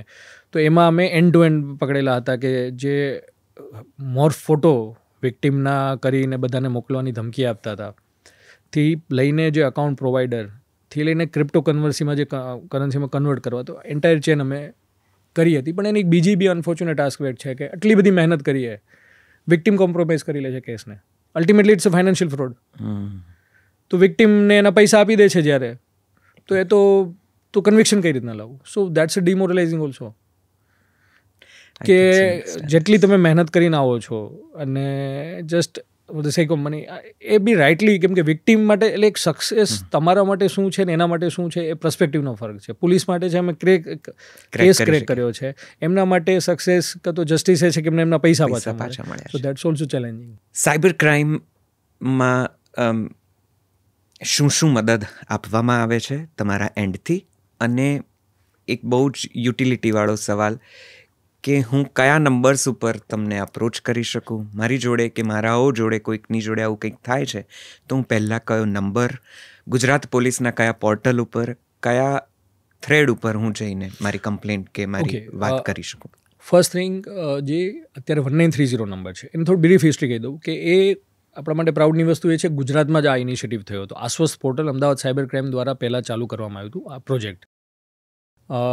એ આશ્વસ્તની સક્સેસ બાદ એને આખા ઇન્ડિયામાં 1930 તરીકે પ્રોલિફરેટ કરવામાં આવ્યું અને બધા લોકો તે યુઝ કરે. એટલે કોઈની સાથે સાયબર ફ્રોડ થાય, ફાઇનાન્શિયલ ફ્રોડ થયો છે, તો સૌ પ્રથમ એને 1930 ઉપર જ કોલ કરવો જોઈએ.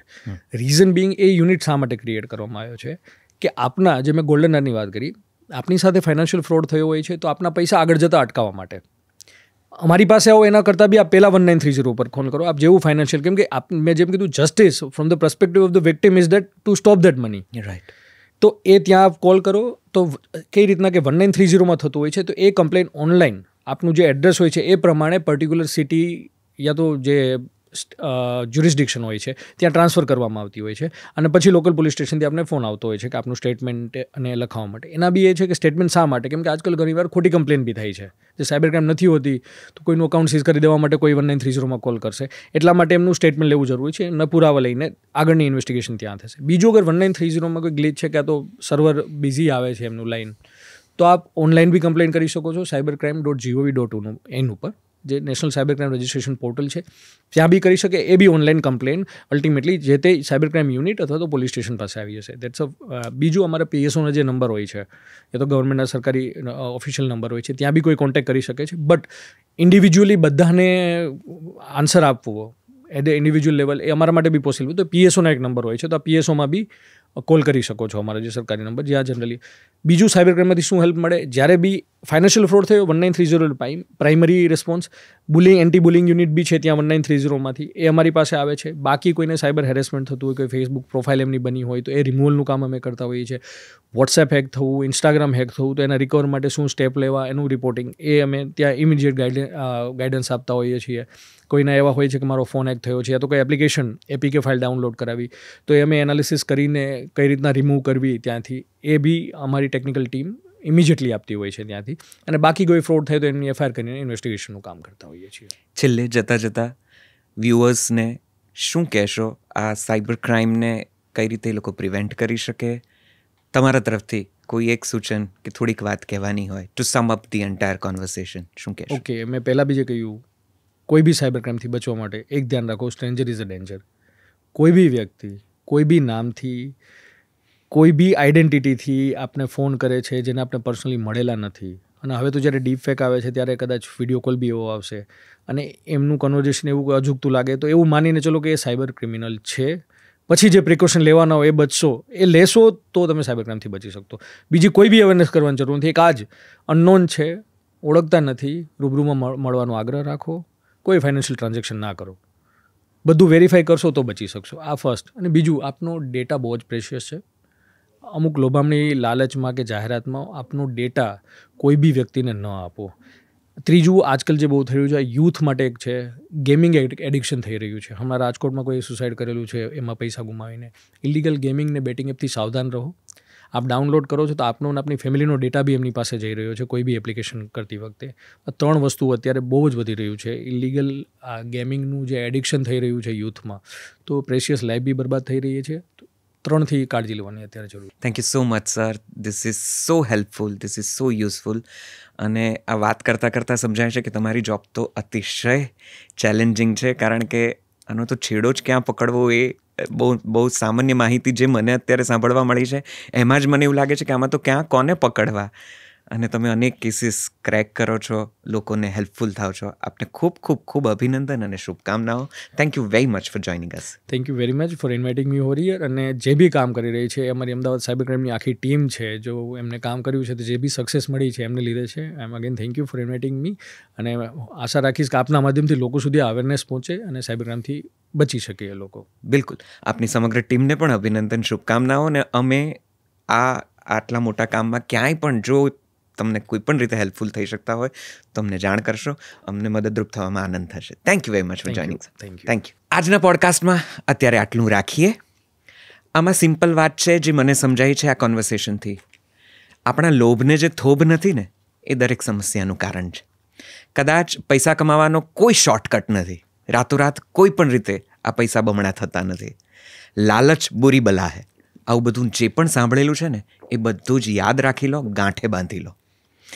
ચાલો, મને વિશ્વાસ છે કે આજના પોડકાસ્ટના આ કોન્વર્સેશનથી તમને ઘણી બધી સભાનતા આવી હશે, જરૂરી માહિતી મળી હશે. નવા પોડકાસ્ટમાં જલ્દીથી જ મળીશું, કોઈક ઉપયોગી વાત સાથે, કોઈક પ્રસિદ્ધ હસ્તી સાથે. ત્યાં સુધી જલસો પોડકાસ્ટની આ ચેનલને શેર, સબસ્ક્રાઇબ ને એવું બધું તો કરજો જ. અમારો મુખ્ય ઉપક્રમ જે ગુજરાતી ભાષાની આ એપ ક્રિએટ કરવાનો છે, એ પ્લે સ્ટોર અને એપ સ્ટોર પર અવેલેબલ છે. Jalso Gujarati music and podcast app ફ્રીમાં ડાઉનલોડ કરી શકો છો. ઓછી જગ્યા રોકશે તમારા ડિવાઇસમાં. Thank you. આ એપ્લિકેશન ડાઉનલોડ કરજો, અમને પીઠ બરાબજો. આવતા પોડકાસ્ટમાં જલ્દી મળીએ છીએ. નમસ્તે, આવજો.